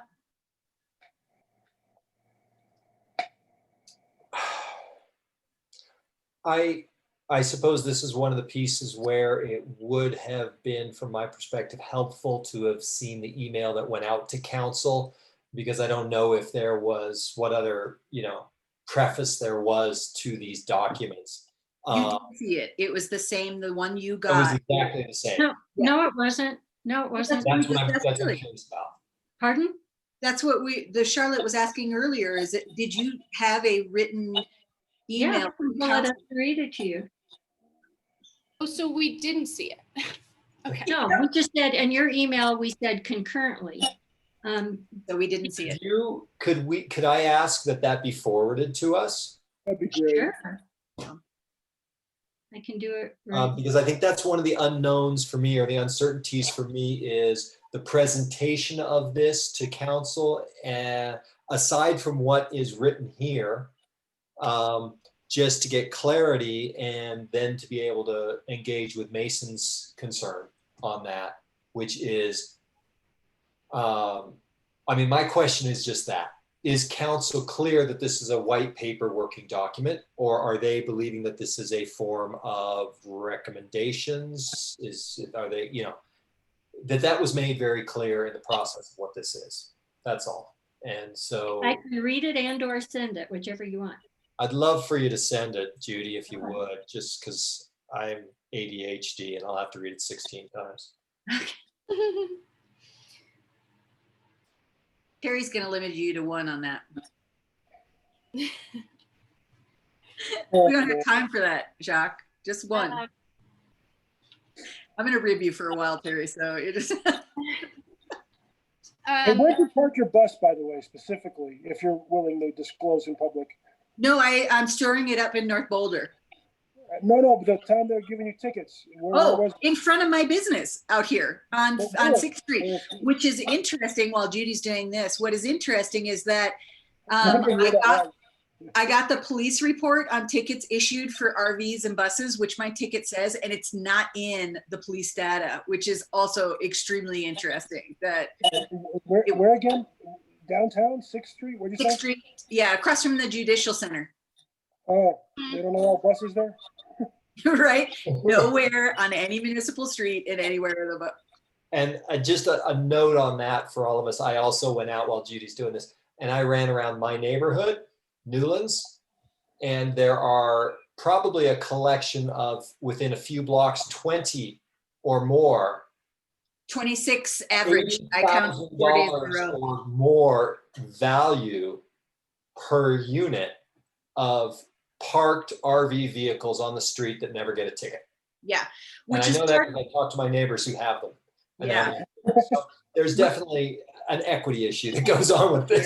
Which I think was really important to show in the information for that report was the fact that this was an equity issue. If you look where the tickets are being issued, Mapleton Park, some of our, Diagonal Plaza in and around that area, it was never over in this area. Yeah. And I think that is an important piece. It's Judy, The police- Judy, thanks for sending that. Well, I had already sent it, so I'm surprised. You, it's not no, you there. did. I'm saying I thank you for sending that. I Oh, did oh, receive sure. it. Yeah. So I did receive it. And Mason, I just wanted to address, your desired concluding points here. Are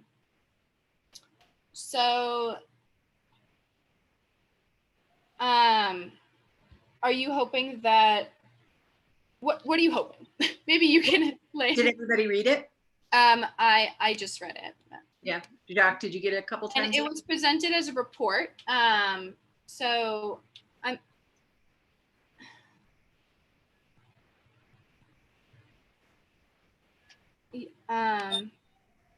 So if you're all saying that you're complete, don't feel like you have to send council anything else, and you feel they're clear that they're going to be ending up with some iterations and feasibility studies, then I don't want to have to do this, but I feel like I think it might be important for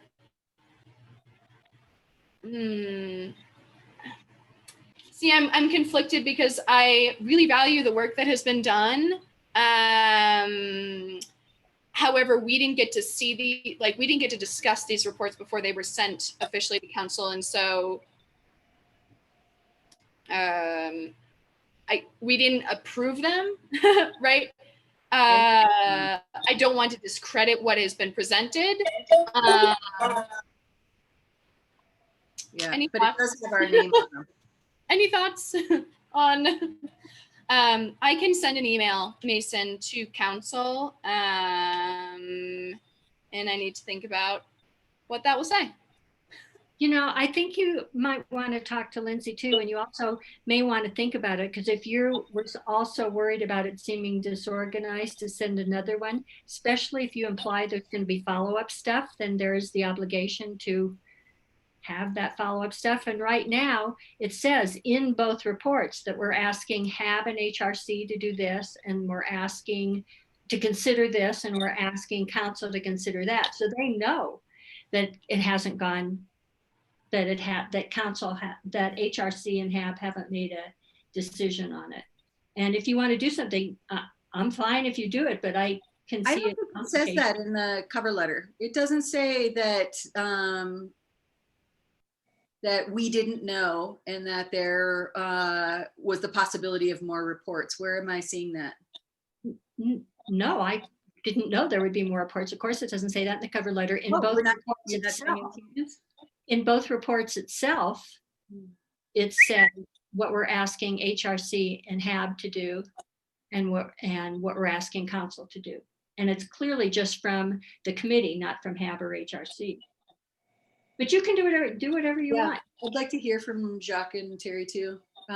Just, going forward about, we spent a lot of political capital on this, and what does it look like going forward with council? I mean, what are our options? We send an email saying, hey, we didn't approve this and we want to add more to it. So I was talking earlier with Jacques about this, and one of the things that I think that everybody should get comfortable with, whether it's our board or whether it's city staff or anything, how many times have we watched, say, Republicans versus Democrats, or city council or our staff make mistakes, do stuff, and we would just wish they would acknowledge it and do a course correction, just kind of like what we're doing at the beginning of this meeting, is saying, we don't ever want to have that happen again. I think there's some strength in acknowledging that these reports went out without us being able to see them, that it didn't adhere to the original process that we've had precedent over. And this is what you can look forward to from us moving forward. I think there's strength in in acknowledging what has just happened without, even Jacques and I were talking about it, is like, there's pieces for us all to own in this. There's pieces for, like Judy and I were super eager to take this on when honestly I had so much on my plate. I'm not sure that I should have taken on anything else. So there's everybody's got a piece to own. And I think it's okay to say that and to reflect the fact that we have more coming from this. And this is not a complete look at what we're doing and where we're headed. It does say in the next to the last line, it does say we are sending these concurrently to HRC and HAB, so they know that they're getting it for the first time. I think if you want to send them a note, Charlotte, and say something like, by the way, we will be doing some follow-up studies on certain other aspects or something like that. That's fine, just to let them know there's more coming. But I think that's all that needs to be said. Otherwise, you devalue HAB, which you can do if you want. Yeah, I think we have. Personally. Okay. Think about, oh, sorry, Jacques.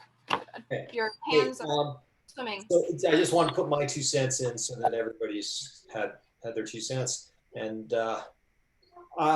in looking at the cover letter that went with the email to council, it further splits the hair for me, so to speak. The wording does suggest that this is coming just from the joint committee, but I don't feel that it's necessarily as clear as it could have been to represent the kind of the standing of these documents in our process. I think that's the piece that's missing a little bit to me. I did speak with Lindsay earlier today from HRC, and we discussed this also, and she, I think it's probably worth an email to council from the boards of both the commission, or from the chairs of both the commission and the board, to simply clarify what the standing of these pieces are, as Judy and Stan kind of did for us today, I think. So that's my position on it. And I think that just that email would probably be sufficient.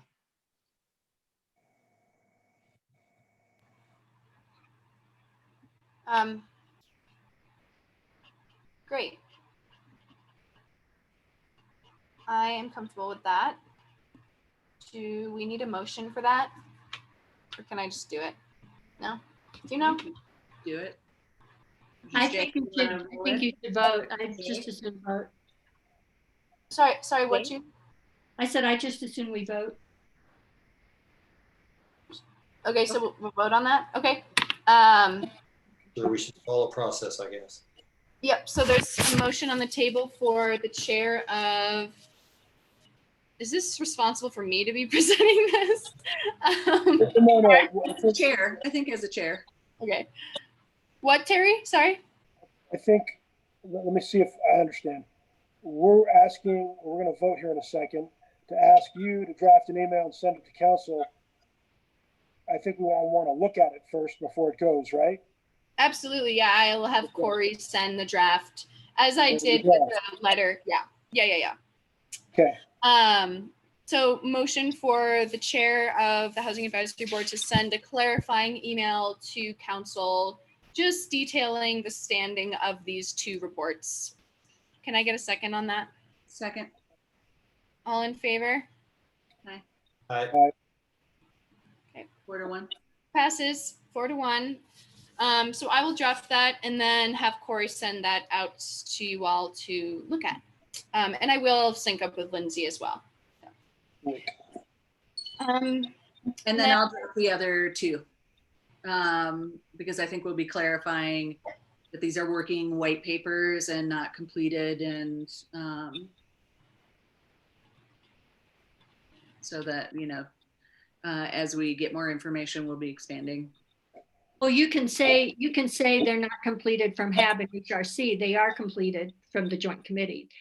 That is our report. You can have HAB do one, you can have HRC do one if you want, but the joint committee one is done. Okay. So to say that would be incorrect. Okay. Great. And then Mason, your final 3 and 4 points here. Right, can be dropped. Okay, understood. Okay. My apologies for skipping over those, Mason. No, totally fine. I just wanted to make sure that we, because it's funny course. because it's very beginning when we first had HAB, that process was the part that always got us in the butt. Of Whereas course. we weren't clear. No worries. So we're going to move on to discussing the letter to council. You should have all received a draft that Corey sent. I only got comments back from Judy, so have folks had a chance to look at it? Mason, I see your hand. But generally, if you've had a chance to look at it, great. If you want to provide broad comments right now, it's kind of hard for us to work on it in a meeting. So if you have specific changes, email me, but comments, yes, Mason, go ahead. I didn't respond back to Corey because I hands down thought it was probably one of the best documents I've ever read. And I truly deeply appreciate that you took the time and energy to draft such a great document. So thank you for that. Thank you for taking on this piece. And I think it's brilliant. Thanks. 2 pages was the requirement. Council sent out bullet points or headers that they wanted us to include. I modified them a little bit, but I wanted to be respectfully candid. And Jacques or Terry, have you both had a chance to look at it? Okay. If you have specific comments, please email, email Corey, and then she'll email me. Okay. I read it. I don't have any changes. I thought it was good as it stands. I think it's very good, Charlotte, and I think the changes I would suggest wouldn't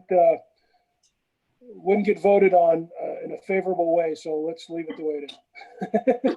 Let's be kind, Terry. I know that if I put my landlord hat on and start talking about eviction moratoriums and the consequences of that, nobody is going to agree with me. Read the room, right? Read the room. So I'll just keep that to myself. All right. But if You can. If it was mine for a day, I'd make a few tweaks. It is possible if there are specific, I think the section with recommendations, if there are specific things that you would like to remove yourself on, I see that it might. I'm not going to be that guy. You're not going to be that guy? Okay. No. Well, okay. Understood. Just know that, we could always clarify,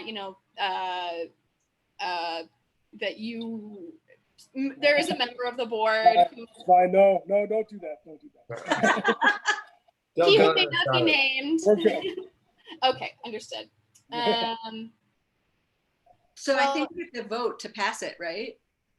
I have not received comments back from Juliet or Terry. Sorry, not Terry. Danny.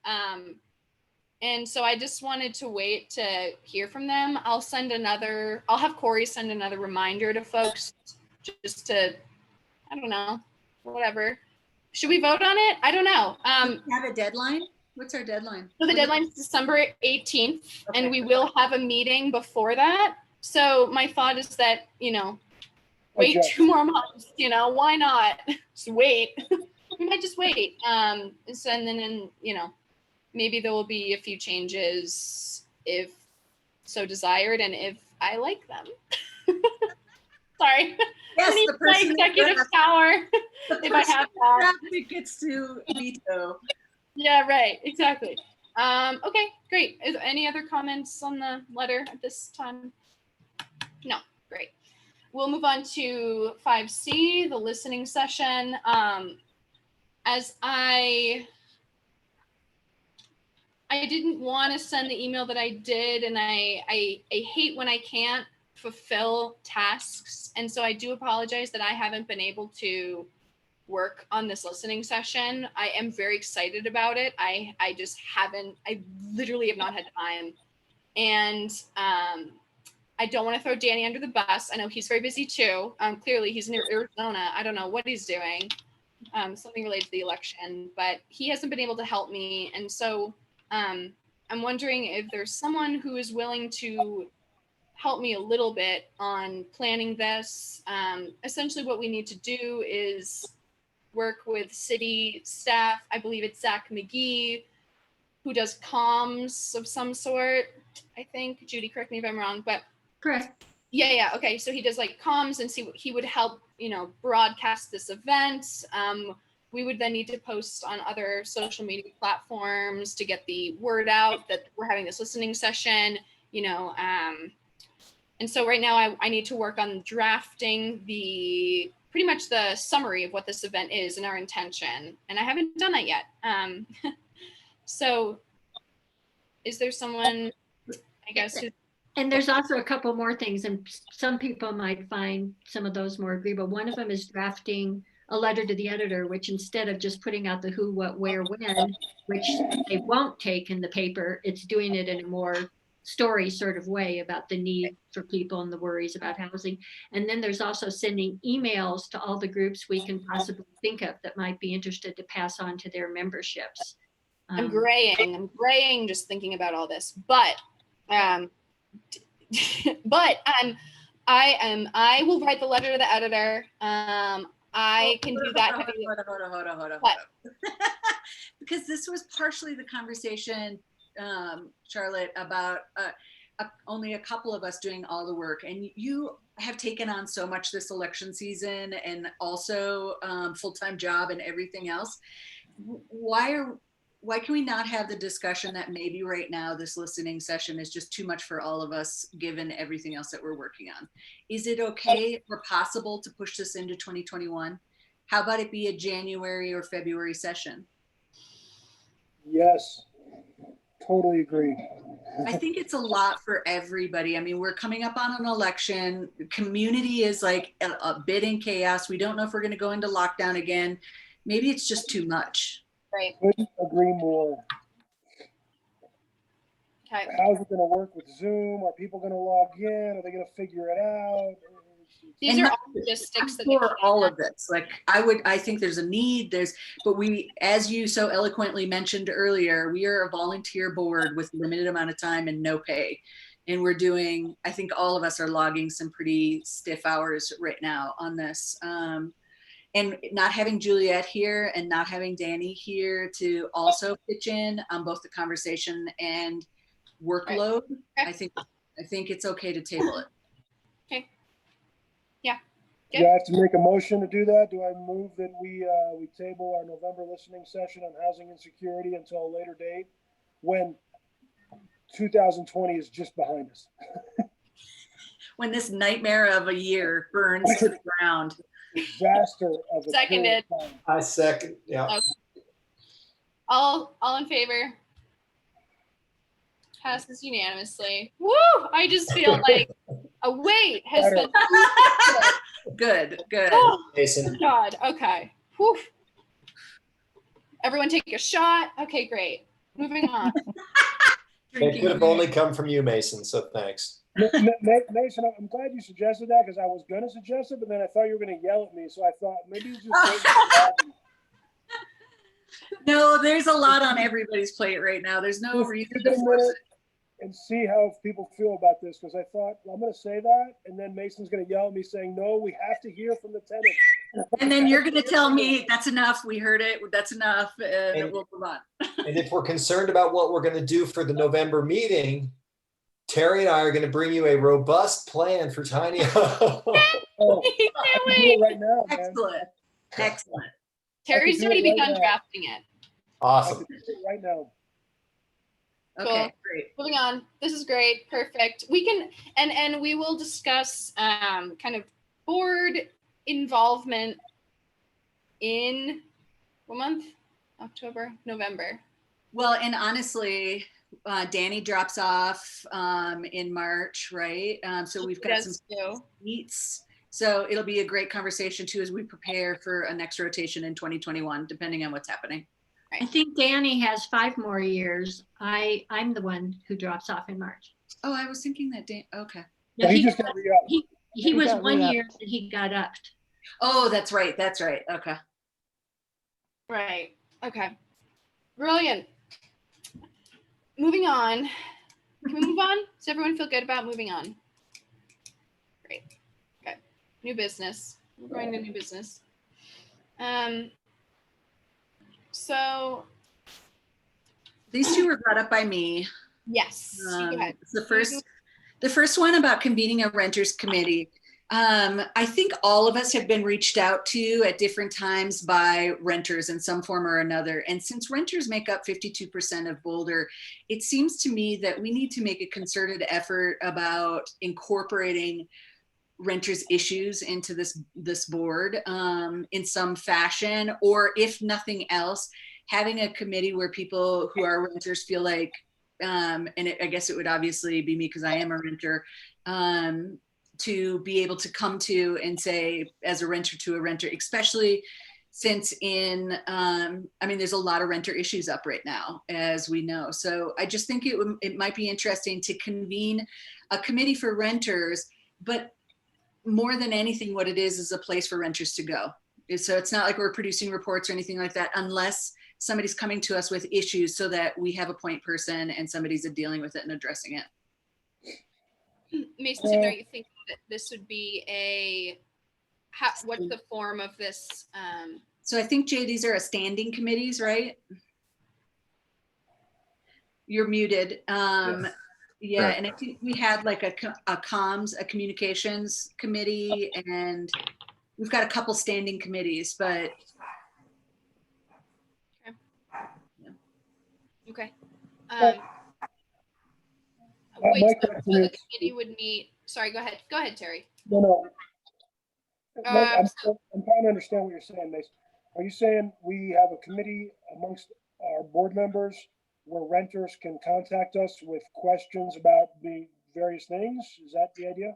Yeah, so like a great example is when people write in and they're renters, and especially around concerns like, wasn't it last year, Jacques, that I can't remember which apartment or development complex over off of 30th Street, there was a whole bunch of renters. That's where Rui and Megan and everybody else came from, and they were concerned about their increases and rates. And yes, it went to all of us as a board, but having one person that's point person on it and say renters issued this month that have come up are this, this, and this, or we've had several people say, why are we not having this? So yes, one point person within the board for renters to feel like they can connect with.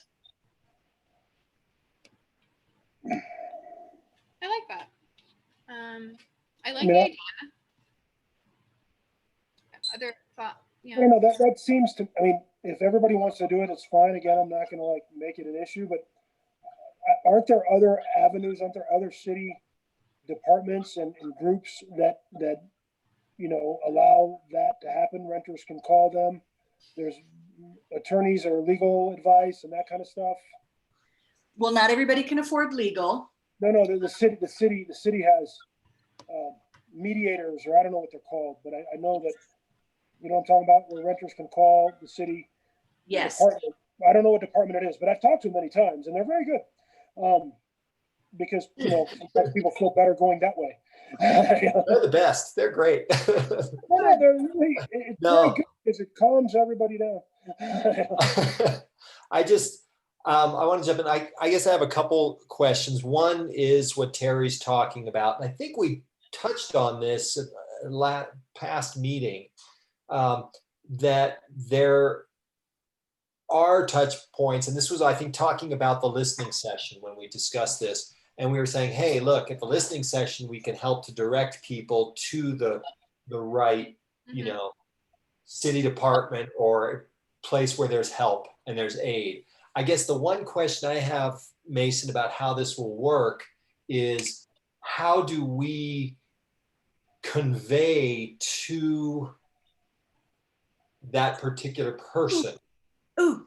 who it is? Yeah, so on our dashboard on the Housing Advisory Board where it says chair and vice chair, I think it could just be a simple listing there that says tenant point person or something like that, or renters something, advocate, or renters point, committee member or something like that. advisor or whatever. Yeah, and if ever, there you There go. it is. We're back. Okay. Is that- Thanks for catching that. I don't know how that happened. Yeah, it's like huge red on my screen. But yeah, tape's out. Can you put another cassette in? 8-track. Right.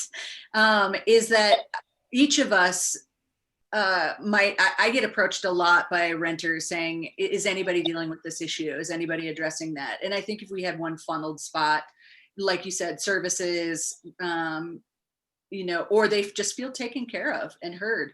Yeah. I definitely don't want to get into mediating people's issues at all. So I think what we are is just one more funnel to put people in contact with resources, and it's a way for us to kind of collect and amplify a voice of renters that may need a platform. Mm-hmm. So going back to what we talked about earlier, somebody contacts you, Mason, and says, I have issue X. Do you just respond to them on behalf of the HAB, on behalf of HAB saying, you know what I mean? How does that work? So if they have an Bring that issue, issue to so us, talk if about they it. have, say again. No, go ahead. If they have an issue, say like a tenant landlord dispute, I would recommend our mediation services. But I think it's important if like all of a sudden we got 5 tenant issues in 1 week, that bringing that to the board and say, hey, I've gotten these 5 from this particular landlord. Does anybody want to should we move on this or should we not move on it? I certainly have no desire to put myself in the middle of any of that. I just think that we should, I think we should just funnel and collect or point in services. So hasn't everybody been asked where to go or what to do since we're on the board with something?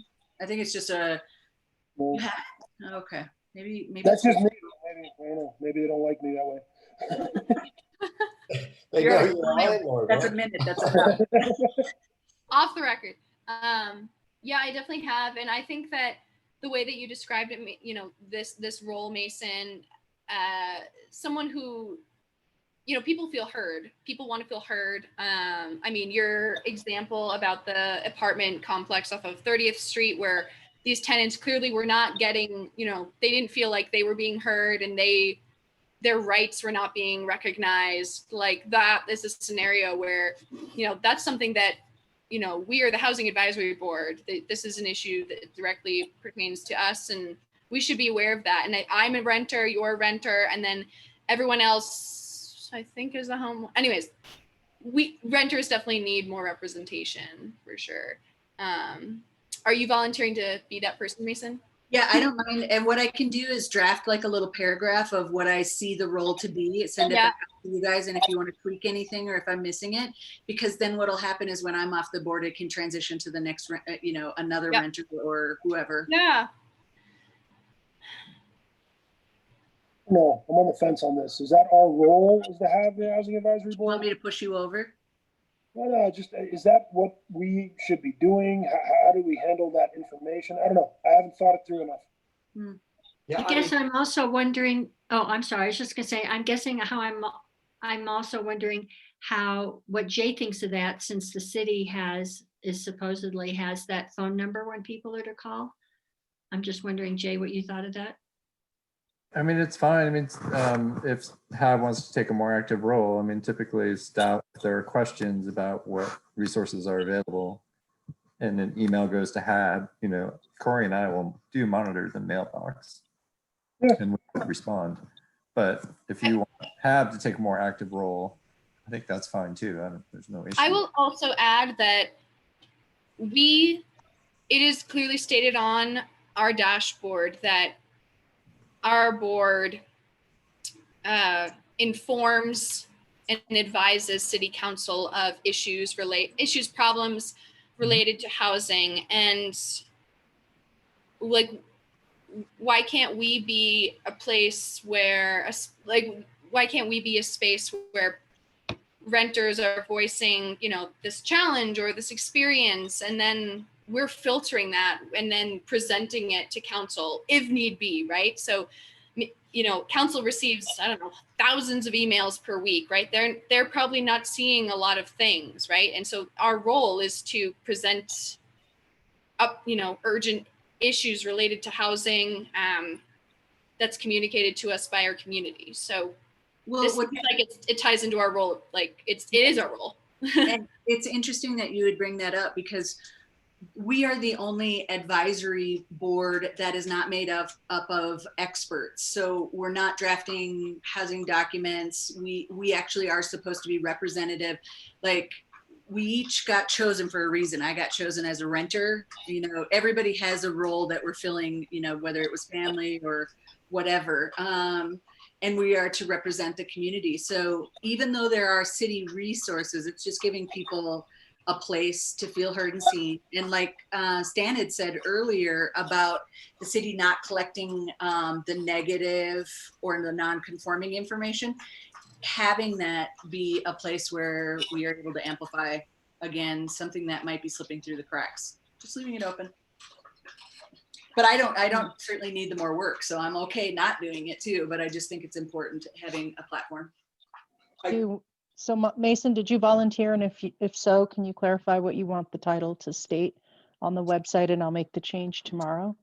Well, I think we're gonna, it needs for all of us to be on board with it before we create a role. So just a sec, Core E. Core E. If I'm not, no, I'm not muted. I think overall it does fit into our mission. And I think also that we may be a softer target, so to speak, for some people who are out there to express or to contact a city entity. So from that perspective, I think it's relatively little effort on our part, other than Mason's part, but or whoever takes that role. But to put a button on the board, put a renter's advocate or whatever tag we're going to attach to somebody's name who's serving in that position. I think I don't know how much traffic we will redirect, but I think it's probably valuable, rather than what I've noticed is that it comes randomly to one of us, and only one of us. So if we can help to direct those random emails, I think that's probably a good move. Wouldn't hurt. I just want to say my opinion is, yeah, I don't think there'll be much traffic, but if Mason wants it, it's fine with me. I don't care one way or another. But we did set the precedent when we first started having committees that there be a process of explaining. Actually, it was Mason that set it up, of the purpose and goals of the committee. So we should probably see what Mason wants to do, and then approve it. It seems. I mean, Mason, isn't that what you had wanted before? Yeah, that's what I said that I would do after this meeting, is put something together and present it back. I did say that a few minutes ago. Sounds good. But again, if the board, it's not me just wanting to do more work for me. If the board as a whole doesn't feel it's important to give renters in our community a soft place to come to, and a place where they feel heard and seen, if you all don't feel that's necessary, I'm not trying to sign up for a committee that everybody's not on board with. It sounds like Mason, maybe you put that together, what that role would be, and then next meeting we look at it, the board votes on it. Awesome. Does that make sense? Yeah. Yeah. I like that a lot. Thanks, Jock. Yep. Do we have to vote on that? I don't think so. I think that's next meeting. Great. I always have to check. Yeah, so the next one was discussion on responsiveness to emerging issues. So Charlotte, I'm gonna need a little help because I'm old and can't remember everything, but I think we were talking about the fact that when things happen in our community suddenly, so for example, thankfully it didn't it affected a lot of people, like say for the fire, when it displaced 2,000 homes within Boulder County, 2,000 families between Boulder County right away. And all but 4 families was the last count I had. It could have been different. Didn't have were seeking a place. Everybody else was housed with friends or family. In emerging situations, and we talked about occupancy limits, do we want to have some form of a way within these month-long periods to respond to something? If we have, I don't know. I just felt like it was something we should talk about because it felt things pop up. Mm-hmm. Yeah, I think for me, Mason, in thinking about that and that example of the fire, for instance, and with our structures, I think in a way you answered the question for me right there. It's like our ability to respond in some way to those kinds of issues is probably well outside of the time frame of that required response. So I don't know that, Not feeling it. actually emergency type issues, I don't know that we can actually do much there. Sorry. I'm gonna dance for you. Charlotte, what was the piece about occupancy that we were talking about with this one? That's what I'm interested in. What was it about occupancy that we were oh, it's because that's why, all right, it all just hit me. Governor Polis had come out with a statement regarding occupancy limits during COVID. Now, in that situation, it was sent out to everybody. Would HAB put together a letter saying that we agree and encourage or advise City Council to respond to this as well? That's what it was about. Okay. Yep. No, exactly. And as expressed in the letter, I mean, the frustrations I felt about not being reached out to as the Housing Advisory Board on this like very important issue related to housing, that just kind of set a little another flame. And so I think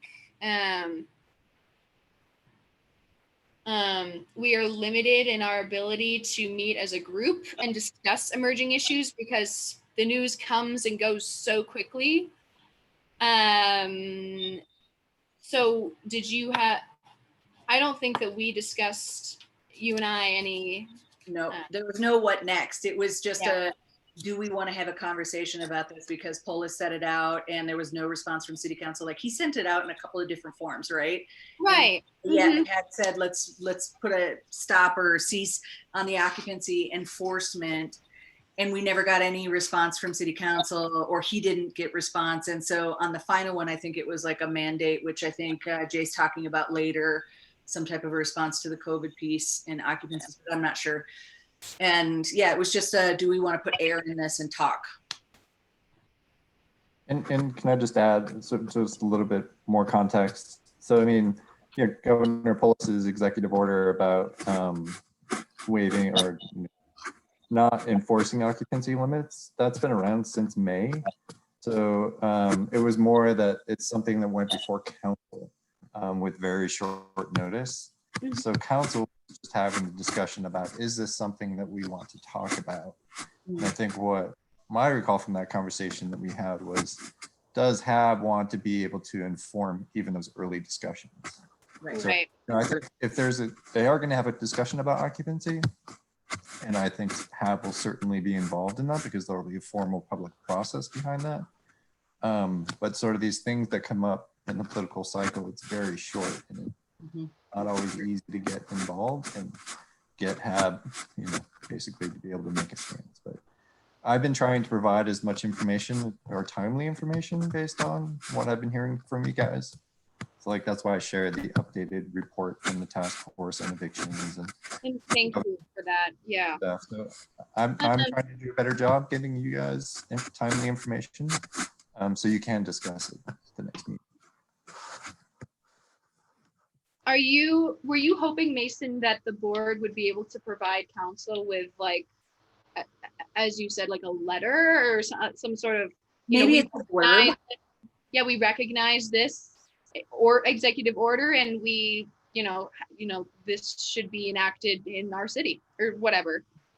Yeah. Maybe it's just a blurb. Maybe, if we're advising council and something like this comes across, then they are going to have a discussion about it on a Tuesday meeting, and the information came out the Tuesday before, and we want to send a paragraph to council saying we've reviewed this and as a board have endorsed it and are encouraging you to act on it. I don't know. Again, I just think it's open for discussion. If we advise, do we want to advise on emerging? Yeah. Right. I mean, everyone can send individually Sure. letters to council. I would like us to be able to respond to emerging issues quicker, but the limited time that we have to be together is so, challenging, and, puts a strain on what we can do in some regards. How would you like to move forward with this, Mason? Oh, I just thought we should talk about it. Okay. I don't think we have to do anything. I just think we can let it go away into the air.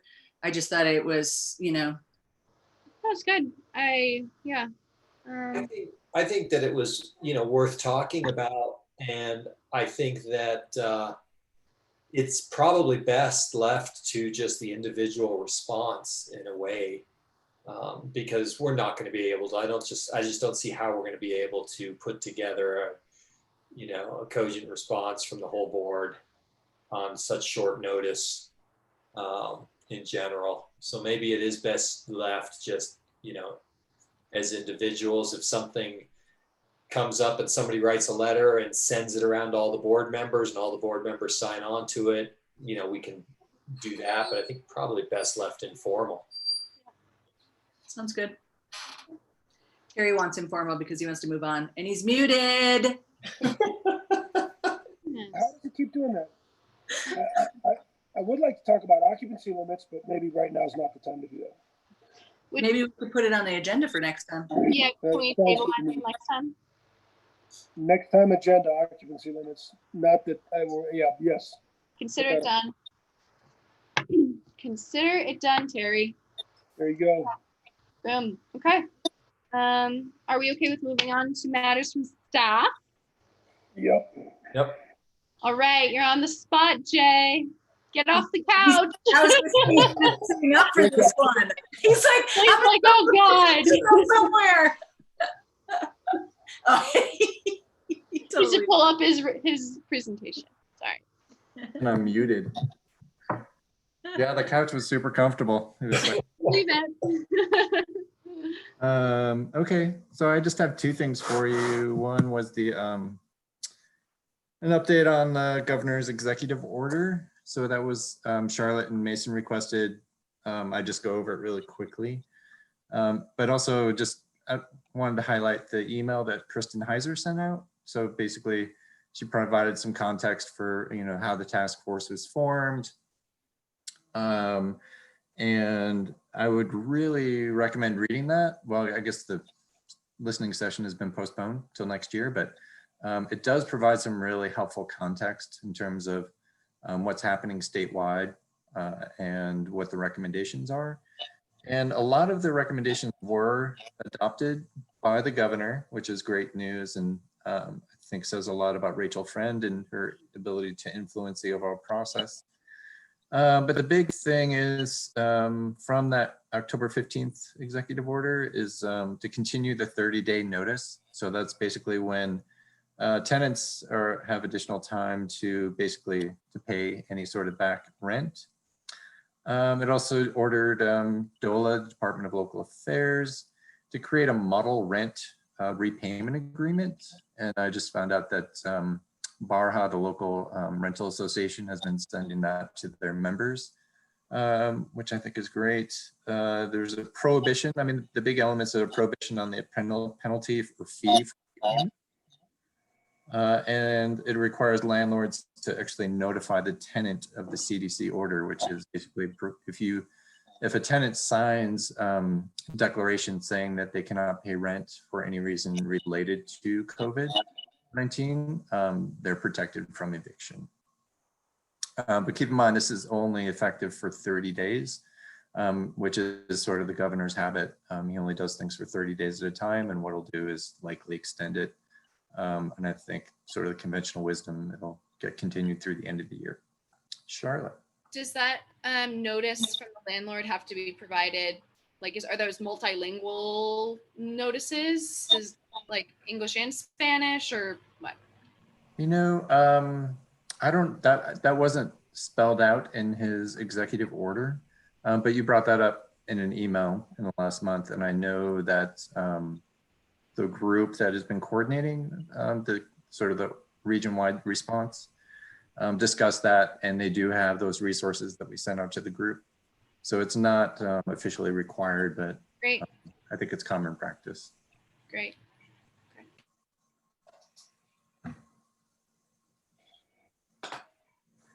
Anything else about that? I have one other update for you, if not. Hurry, Carry before on. Scott's hair gets any taller.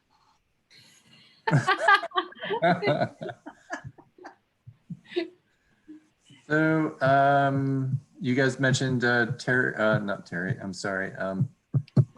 What's his name? Who's not there today? Who's Danny. Danny.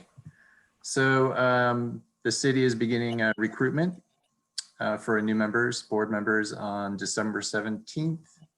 They're starting it a little early this year, and it'll end on January 28th. And then they will, basically every year, if you remember, they send out the questions for the boards to review to make sure that there are no changes. And I think there were quite a few changes last year, but I will send that to the group. And if you have changes that you'd like to see made, let me know. Jay, did you say December 17th through January 18th? Yes, that's the recruitment period. Okay. But the questions need to be finalized by the 17th of November. So I will send that out. You can take a look. And I just need to confirm with the clerk's office if we're okay with those or not. I don't think there's any big changes since last year, but let you guys decide. Does that make sense? Any questions about that?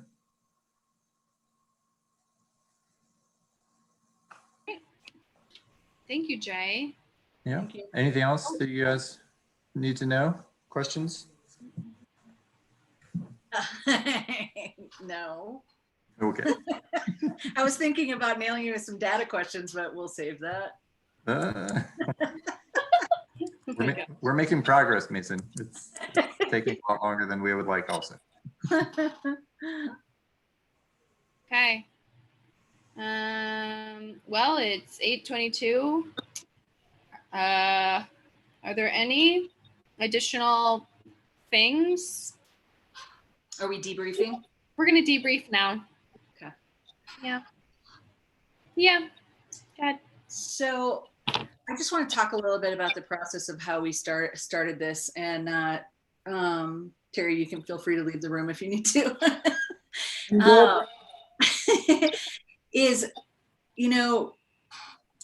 I call them binds. Some people call them conflicts, whatever, are always challenging. And we definitely had a tough board in the very beginning where we were all challenged with binds a lot. And everybody, from what I see, like wants to be seen and heard. And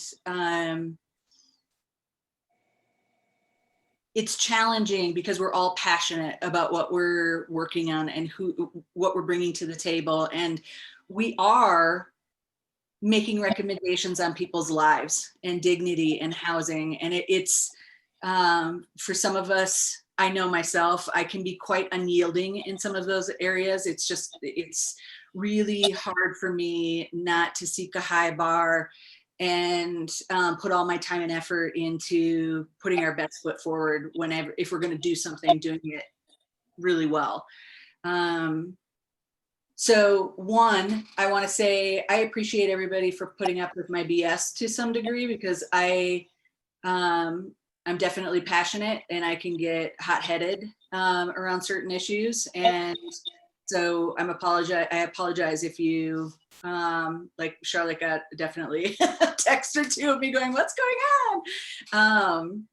But it comes down to just being passionate. I just want to honor that with everybody, including Judy. You and I lock horns the most on different things. And I know we both equally drive each other nuts on many, many occasions. But I appreciate your dedication and hard work. I appreciate that you've done probably 4 times more work than any of us on this board have done. You dance circles around us on so many things.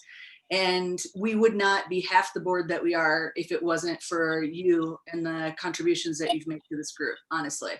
You will be sadly missed at the end of this, and I hope that we always find a way to continue to work together. So I own and apologize my locking of the horns with you on this side. It doesn't have to change my opinion on how I feel about things, but I feel like you and I have come a long way in our relationship anyway. And just because I don't like a format, a structure, or a process doesn't mean I don't appreciate you deeply as a human being. Thank you.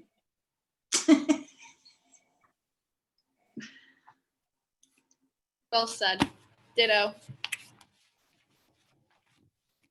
Thank you, Judy. Your hard work doesn't go unnoticed. At all. Superwoman. Yeah. All right. This was a great meeting, folks.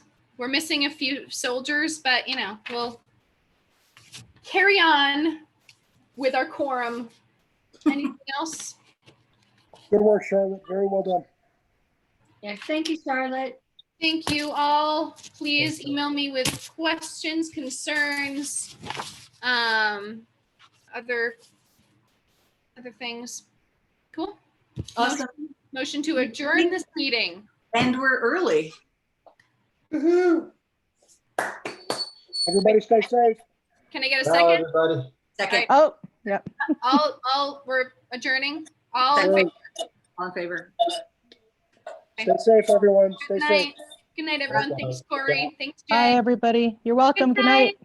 Good night. Bye. Bye.